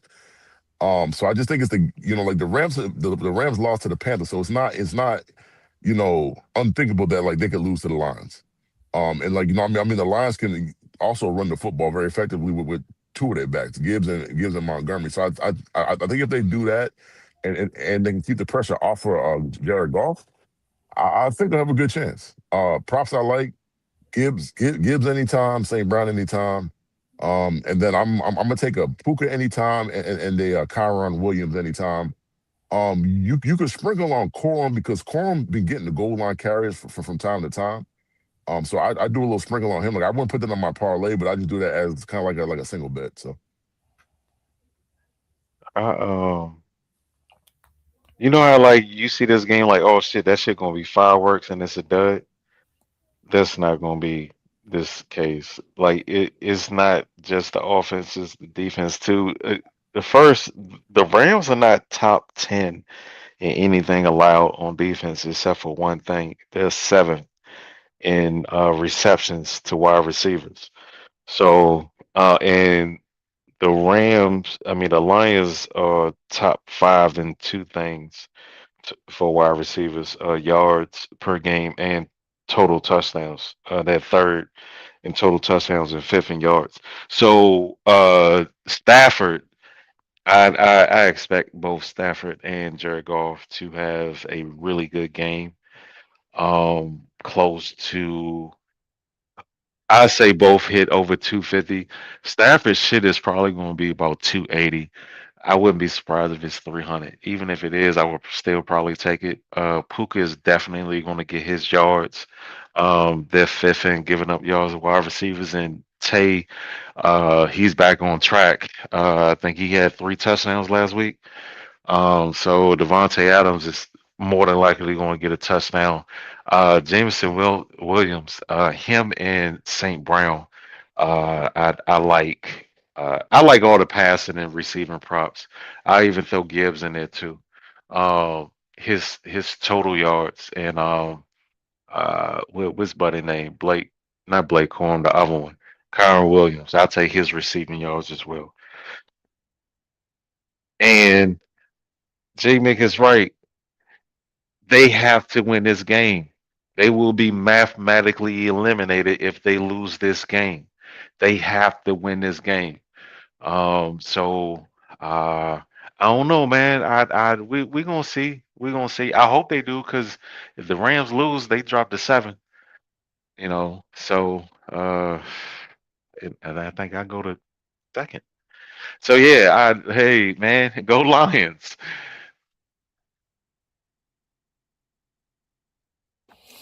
All right, next on the schedule we have the Indianapolis Colts versus the Seattle Seahawks. Seahawks favored by 13 and a half.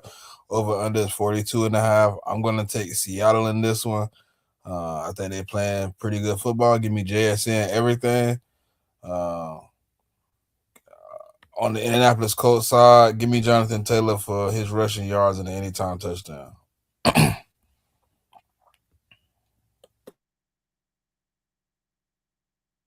Oh, and give me Phillip Rivers for anytime interception. I'm guaranteeing that. I know it's coming. Pause. I think we talked about this to kick the show off, and I think Seattle is gonna win this game. I do think Rivers might hit his lines. I really just it's hard for me to believe a guy who hasn't played ball in quite some time is going to be able to go into Seattle and get a dub. That's just hard for me to believe at this moment. I'll take Seattle to get the dub. Also, like JSN to have a bounce back game too. Mm. All right. So after further review, I know I was saying that the Colts might surprise them because a little element of the surprise. The Colts defense is really, really fucking bad, dog. Um, these niggas are top three in everything allowed when it comes to passing and wide receivers, receptions, yards, and touchdowns. For both quarterbacks and wide receivers. And they're top five in everything for tight ends allowed. The Seahawks, on the other end, are top two in receptions and yards for tight ends. Yeah, man. I don't think that Phillip Rivers in an element of surprise is going to make up for that. I did not know the Colts secondary was that bad. And now I understand why they traded for Sauce Gardner, thinking that he would help because they are absolute dog shit. The Seahawks are probably going to embarrass these niggas. If they score a touchdown, I will be shocked. This shit gonna be like 49-0. Um, yeah. JSN, whatever. Just throw money at it. The tight end, Arroyo. Did I get it right? That's his name. Yeah, throw him in there. Who else? Sam Donald. His put his shit up there. I don't know who that pass rusher is, but he's probably gonna get like 2 or 3 sacks. That would Don't be bet on Demarcus that. Lawrence.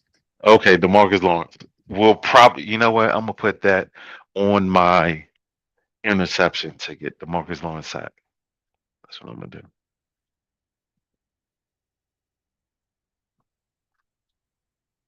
Oh yeah, I'm done. That's it.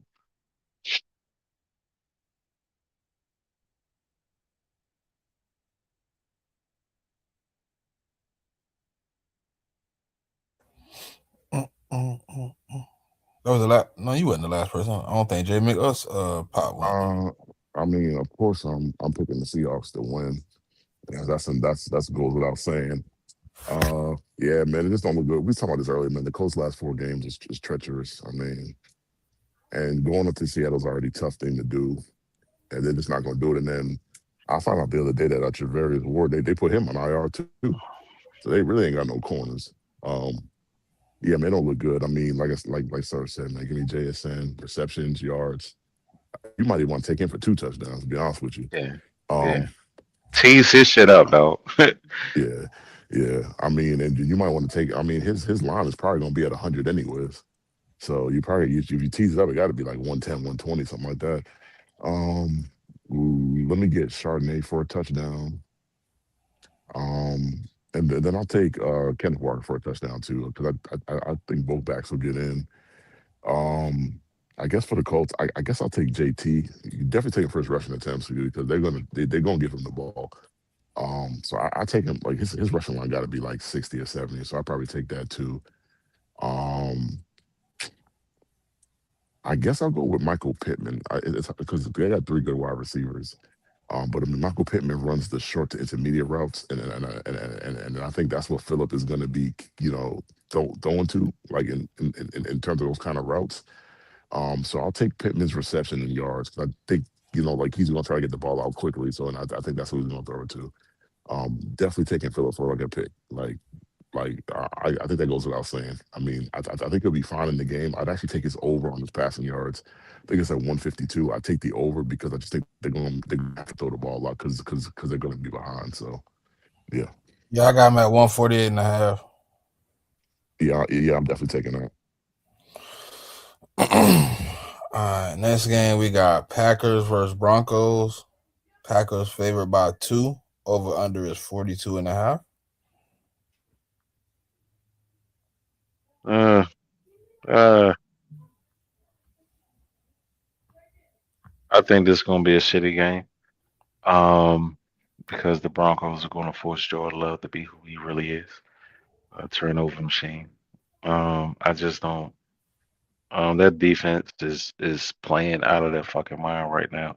I don't have anything worth talking about for either defense. Yeah. Um, the Packers are seventh in receptions to tight ends, and the Broncos are seventh in yards to tight ends. So I don't think either tight end is hitting the scouting report regardless. I got Denver winning this at home. Um, they're going to force Jordan Love to pass the ball, and when you force Jordan Love to pass the ball, he turns it over. Denver by double digits. I don't like any of the props.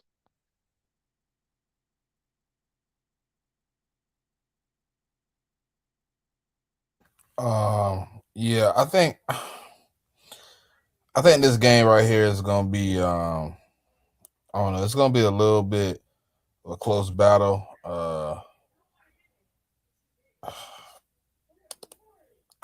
I don't really know who I like in this game, to be honest. It's a little close. But I do think Josh Jacobs continues rolling. Give me his rushing yards and an anytime touchdown. Give me Sutton receiving yards. Let's see something real quick. I want to see what his rushing yards is before I say.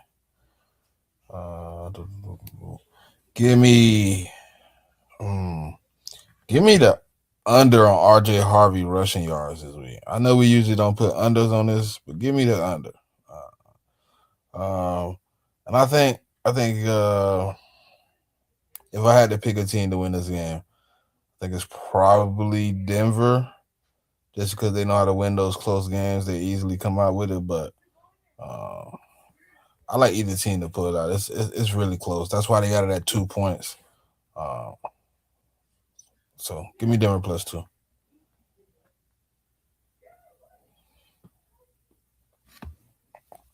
I mean, I'm pretty honest with the people, man. Um, every show, man. And I need the Packers to do me a favor, man. Like I need the Packers to beat the Broncos, and I'm just gonna leave it at that. Like I'm not gonna sugarcoat it. I'm not gonna give y'all any reasons. Like I just need them to beat the Broncos so I can retake first place, and it's just that simple. I mean, for me. But I do think it's going to be a close game. I mean, if you look at Denver's games, they don't really have a lot of blowouts. Like they're normally one possession games, so the line is kind of right, -2.5 either way. Um, so obviously I'm taking Packers -2.5. My only concern is Jacobs is going into the game with the same knee situation he's been having for I think over a month. So you just gotta kind of monitor that. Both of these teams got good defenses. I don't think the running backs are going to have a lot of success running the ball. I think they're going to put like most of the load on the quarterback to win this game. And I don't love Jordan Love, but I like him more than Bo Nix. I just think he's got more talent. He's got more physical attributes than Bo. And I mean, Bo is prone to turn over the ball just the same as Jordan Love is. Um, So I mean, but I will take both of them for interception for sure because I mean they're both dope picks. So that's one thing I'm definitely doing.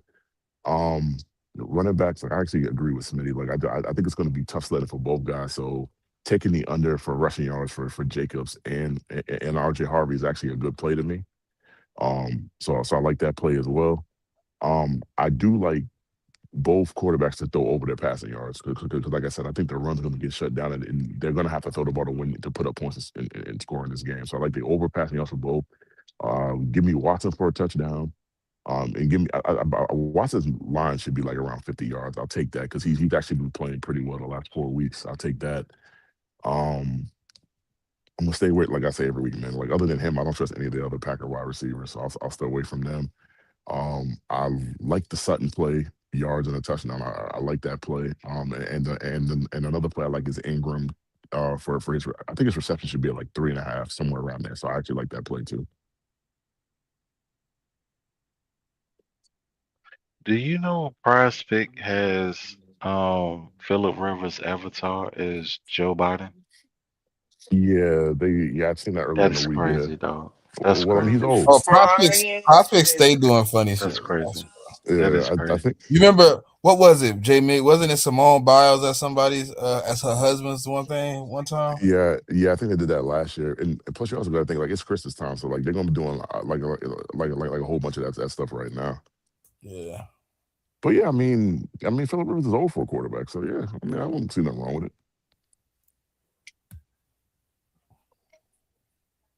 I think it's on you, Pop.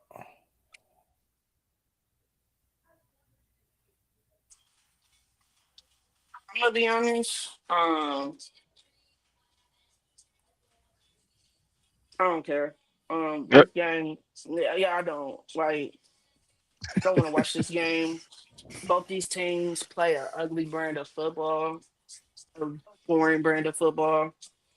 Um, I'm gonna go with the Packers because fuck it, let the Patriots get the 1 seed. Let us see it. Um, but yeah, I don't really care, bro. We got Titans versus Niners. Niners favored by 12 and a half, over under 45 and a half. I ain't gonna do too much. Niners gonna win. Uh, Pick your props wisely. It could be a very, very, very Mhm. fruitful on the San Francisco side. Give me Christian McCaffrey Taking this round on robin. purpose already. Yeah, give me his round robin, receiving yards, rushing yards, and whatever his touchdown prop is for any time. Uh, Give me George Kittle for anytime touchdown and receiving yards. Yeah, I mean, yeah, you really could pick anybody on the 49ers at this point. Uh, but yeah, give me the 49ers in the win. Um, yeah, I'm gonna take the Niners. I don't know about that 13 and a half though. Um, the Titans are top five in touchdowns and uh, receiving and rushing touchdowns. They top five in both. Uh, I think Christian McCaffrey gets a tud. I'll say Brian Robinson probably gets a tud. Christian's yards from scrimmage is pretty good. I'll take Brock's attempts. Um, I'll take Cam Ward's attempts as well. I don't think they're going to be able to run on us, so we're definitely going to try to force them to pass. Hopefully, we can get a pickup off the rookie or whatever. But yeah, I think we cover, and that's about it. That's the only thing I like. I don't expect George to do too much. He live out there, so I don't know. He might, but they do pretty good against um, tight ends, and they're going to try to run the ball. So I expect him to stay in the block a lot. So that means Kendrick Bourne is probably going to be his target of choice. But I don't think we cover, but we win. But we should cover. I think we cover. I, in my heart, I do. I think we cover, but I just don't really want to say it.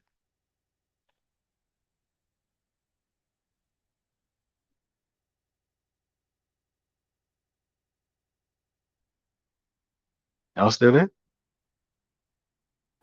Yeah, I'm still here. Um, Mhm. No, I agree because I think the Titans might fuck around and cause y'all not to cover. Yeah, some on some weirdo stuff probably. Yeah. Yeah, but like I said, I do expect the 49ers to win. I expect them to dominate. Um, I expect this to be a big CMC game. I think he's gonna get a lot of work in the run and pass game as well. And I do like that Bourne play. Like Bourne been kind of steady with that for the most part. Yeah, give me the 49ers, man. I'm not gonna overthink this. The Titans are dog crap. Give me anything that they offer on CMC, like literally anything. Like I'll take anything that's got his name on it. I'm gonna take George Kittle for 25 receiving yards, and I'll take Brock for 2 touchdowns. Tight end side, maybe I'll take Tony Pollard for a touchdown, but that'd probably be it. I wouldn't take anything else. All right, we got Panthers versus Saints. Panthers favored by 2.5. Over under is 40.5. Mm. Interesting game for the I don't Panthers. know, man. I think we split. So we beat them. I think they beat us this game. Um, but I'm not gonna lie, we sweep the Panthers. Bi gonna have to see me. Um, Devin Neal is gonna be our running back, so I'll take his rush attempts. I don't know about the yards. Panthers pretty good against the run, but I'll take Devin Neal's rush attempts. Also look at Jawan Johnson's targets and Vele. I look at his yards or his receptions because I think Olave is gonna be on. JC Horn is gonna be on Olave, so I will stay away from him. And I like Tech's receptions as well. I'll also look at Coker, his yards, and Doddle's yards and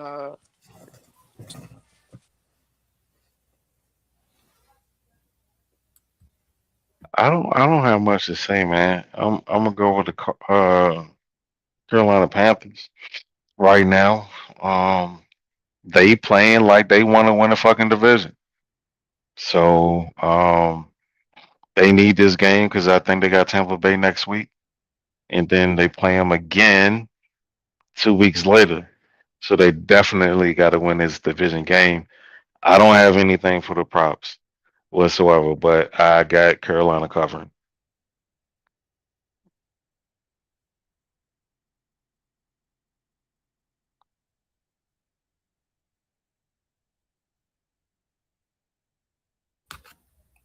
JMIK.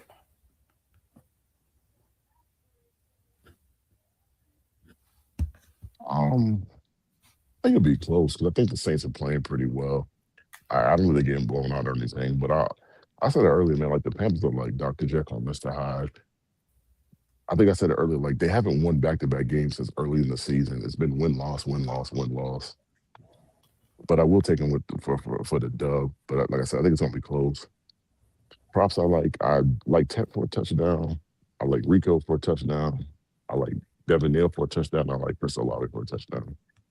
And that's pretty much it. Oh, and give me Tyler Shows and rushing yards. It should be around 25, 30 yards. I think he's definitely gonna get that. All right, we got Vikings versus Cowboys. Cowboys favored by 6. Over under is 47.5.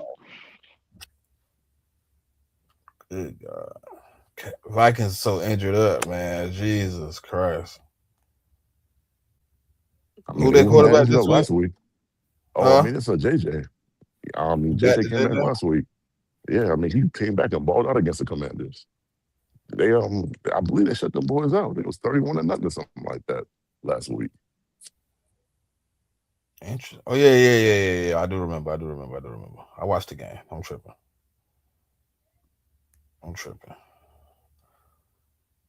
Uh, I don't trust the. Okay, I do trust. The Vikings defense though. So I'm gonna take the under on the 47.5. I'm gonna take Minnesota plus the 6. uh, Diggs has been confirmed out for the Vikings game. Yikes. Shit, he been out for some. How long he? When I'm, the last time he I'm, played? Week 6. I mean, Dang. I mean, I mean, does that really make a difference though? I mean, No. not like he's that good, anyways. I Uh, mean, you know. Let me get the Aaron Jones, Justin Jefferson anytime for either one for both of those. Let me get the Javonte Williams rushing yards and anytime for him. Give me CD Lamb receiving yards. Also, if I don't know if you can vote on if you can take his drops, but take those two. Nah. Them drops, boy. Uh, I'm gonna take the Cowboys to win. I'm not sold on JJ McCarthy. Oh, I also like Pickens receptions, targets, and yards in this game too. And I might do a risky ticket of a anytime touchdown. Him on it. I like the Cowboys to cover. The Vikings are dog shit on offense, and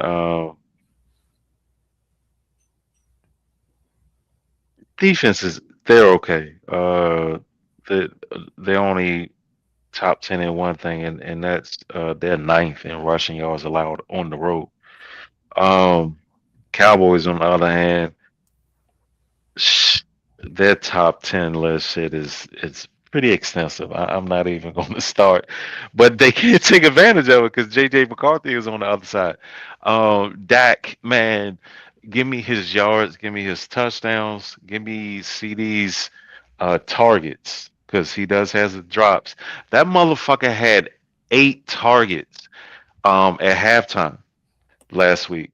Um, George Pickens.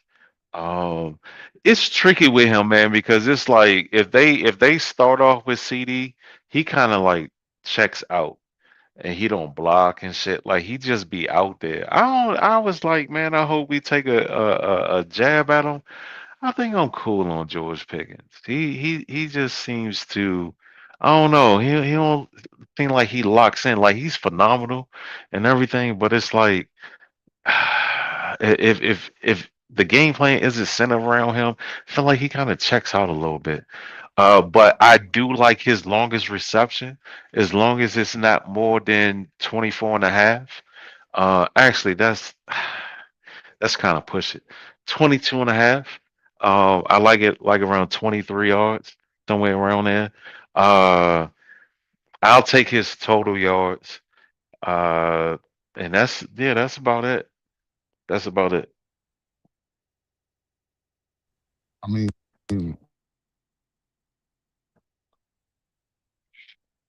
Oh, and the running back, depending on where his prop is, like I said, the Vikings are ninth in yards, rushing yards allowed on the road. And the Cowboys have been trying to make an emphasis of running the ball. So, you know, depending on how comfortable you are with that. yeah. Sorry about that. I got a call.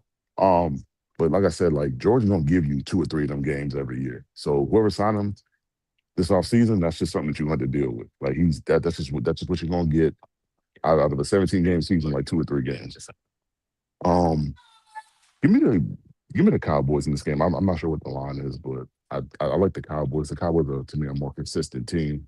Hmm. I don't really trust the Vikings like that. It really is JJ. I don't trust him. I don't trust him at all. And I think with the acquisitions that the Cowboys have on defense, I feel like their defense is better than the Vikings. I mean, even though the Vikings got a better front, in my opinion, slightly better front, but I mean, like the Vikings secondary to me is not good, and I'd have to say that I like the Cowboys secondary a little bit better. Not that much better, but just a little bit better. Um, Props I like in that game. I mean, give me the Williams kid for a touchdown. Give me Dak for his passing yards. Um, I do think You talking Pickens about the bounces. running back? Yeah. I What's his what's cannot his remember. first name? Shoot, I think it starts with a J. I think. Javante. Yeah, Javante? Devontae. Okay. All right. Yeah, so Cool. I'll take him for a touchdown. I think Pickens has a bounce back game, so I'll take Pickens' yards and a touchdown. Um, I think CD had what I mean. CD got a concussion in the last game, right? Yeah. In the second, because I mean he was cooking in that first half. So I mean, give me CD's yards as well, and I actually think both of them score. So I mean, give me CD for a touchdown too. And then I'll take Ferguson for 25 yards. The Viking side, I'll take JJ for receptions and yards and a touchdown, even though I don't really love JJ. Um, and then I'll take JJ for 25 rushing yards too, because I think they're going to try to get after him, and he's going to have to run a little bit. So All right, the final game of the week, we got Dolphins versus Steelers. Steelers favored by 3. Over under is 42.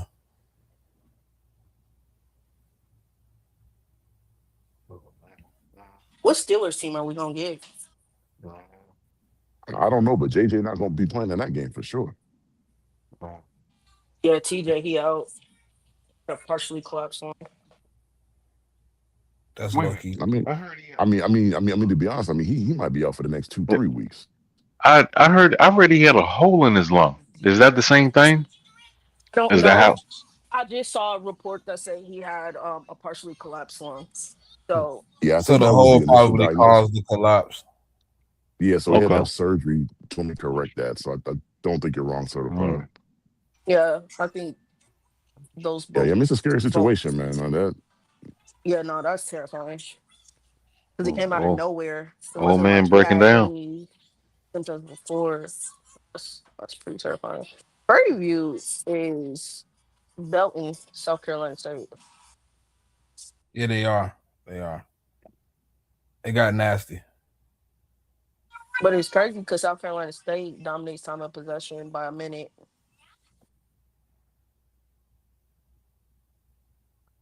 Um, I don't know who gonna win this game, man. I know the Dolphins are what 5-0. Their last five or some shit. Um, yeah, Yeah. okay. Yeah, I don't know how to call They this s- for real. they still in the hunt. Um, a few of them think that they actually could make the yeah, man. I hope, playoffs, which is mathematically they could. man. I hope they Um, stay in the hunt till like Surf. I'll say this. I hope they stay in. I hope they stay in the hunt until week 18. I really do. yeah, Yeah, and yeah, then slip yeah. and then pull the rug from under 'em, like the No, I mean, last no, three seasons. no. The reason I say that is because we played them in week 18. I would love to Oh, end their season. oh, I, I would love to do that. damn! Kick them while they down, huh? Okay, Oh that's the yeah, yeah, Patriot yeah. way. All right, And you can listen. do the same thing to the Seahawks, the Cardinals, and the Rams. So Hmm. That's what I'm hoping, dog. I'm hoping that the division and the number one seed comes down to week 18, uh, because I actually see. I want the Rams to lose next week to Seattle, so that it can come down, so that my prediction can come true. And I said it comes down to the Rams will finish third, and it'll come down to San Fran, Seattle, week 18 when Rome was on the show. But I think I don't know, dog. I don't know which way to go on this one, man. I honestly don't. I feel like home field don't. It should play a part, but it's like I don't trust Pittsburgh. Um, I know I'm looking at the numbers, man. The Dolphins are top three in everything tight end related. Their defense is, and it still is the top three, top five in everything wide receiver related. Um, I expect Tua to have a little time, especially with JJ not being out there. I know he hasn't been getting home, but you still got a game plan for JJ Watt. Um, on the flip side, I think both quarterbacks may have a pretty decent game. Um, uh, I don't know who's going to win. I think some points are going to be scored though. So let me see. I'm gonna take Achan. His rushing and receiving yards, I'll take him for all time, anytime touchdown. Move, I'll take his targets. Um, no, no, yeah, his targets.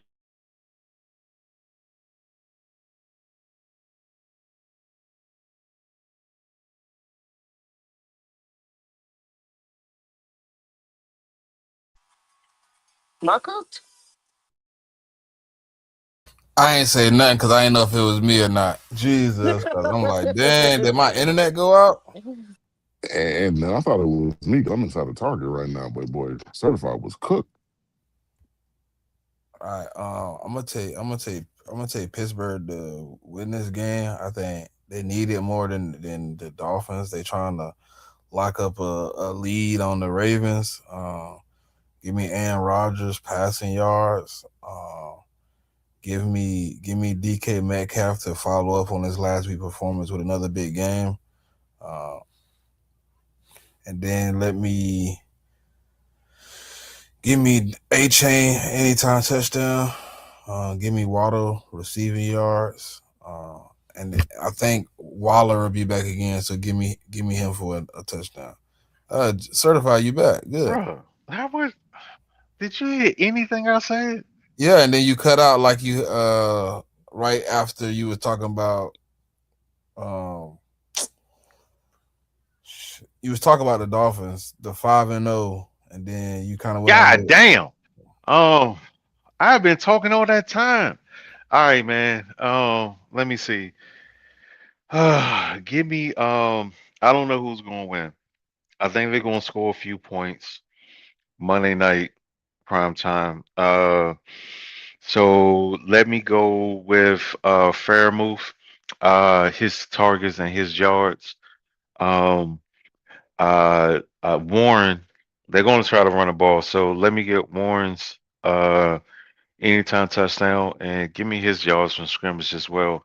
And on the other side, I like A-Chan. Anything that you feel comfortable with A-Chan, I like it. That's about it. The Steelers do give up a lot of touchdowns and reception. Damn, they're number two in reception yards to wide receivers per game. Shit. I don't know if they can keep Tua up, and it's gonna be cold as fuck.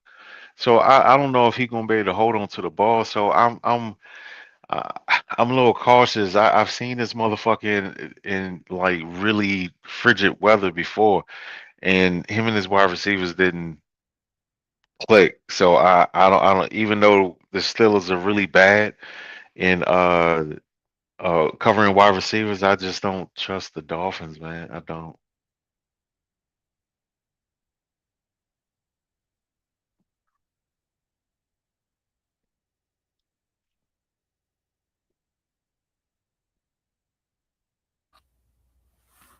JMIK pop.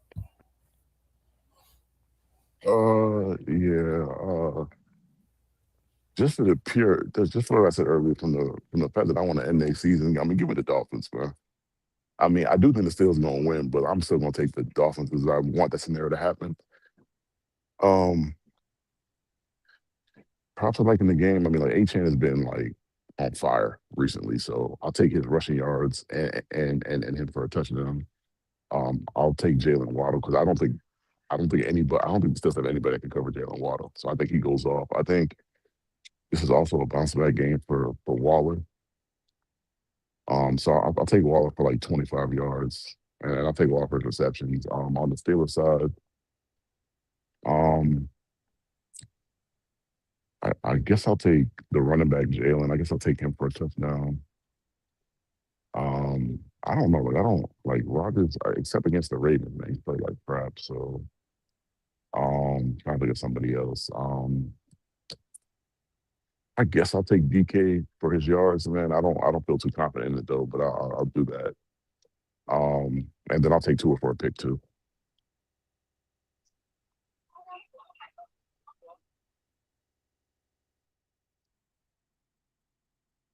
Yeah, I'm gonna take the Steelers to win.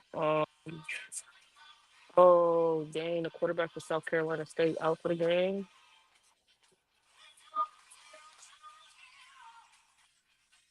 Yeah. Yeah, I'm gonna take the Steelers to win.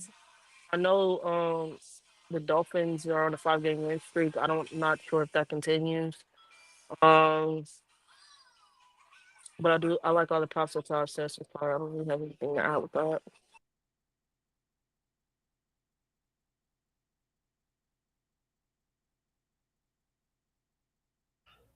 We appreciate y'all for tapping in. Pop, take us out.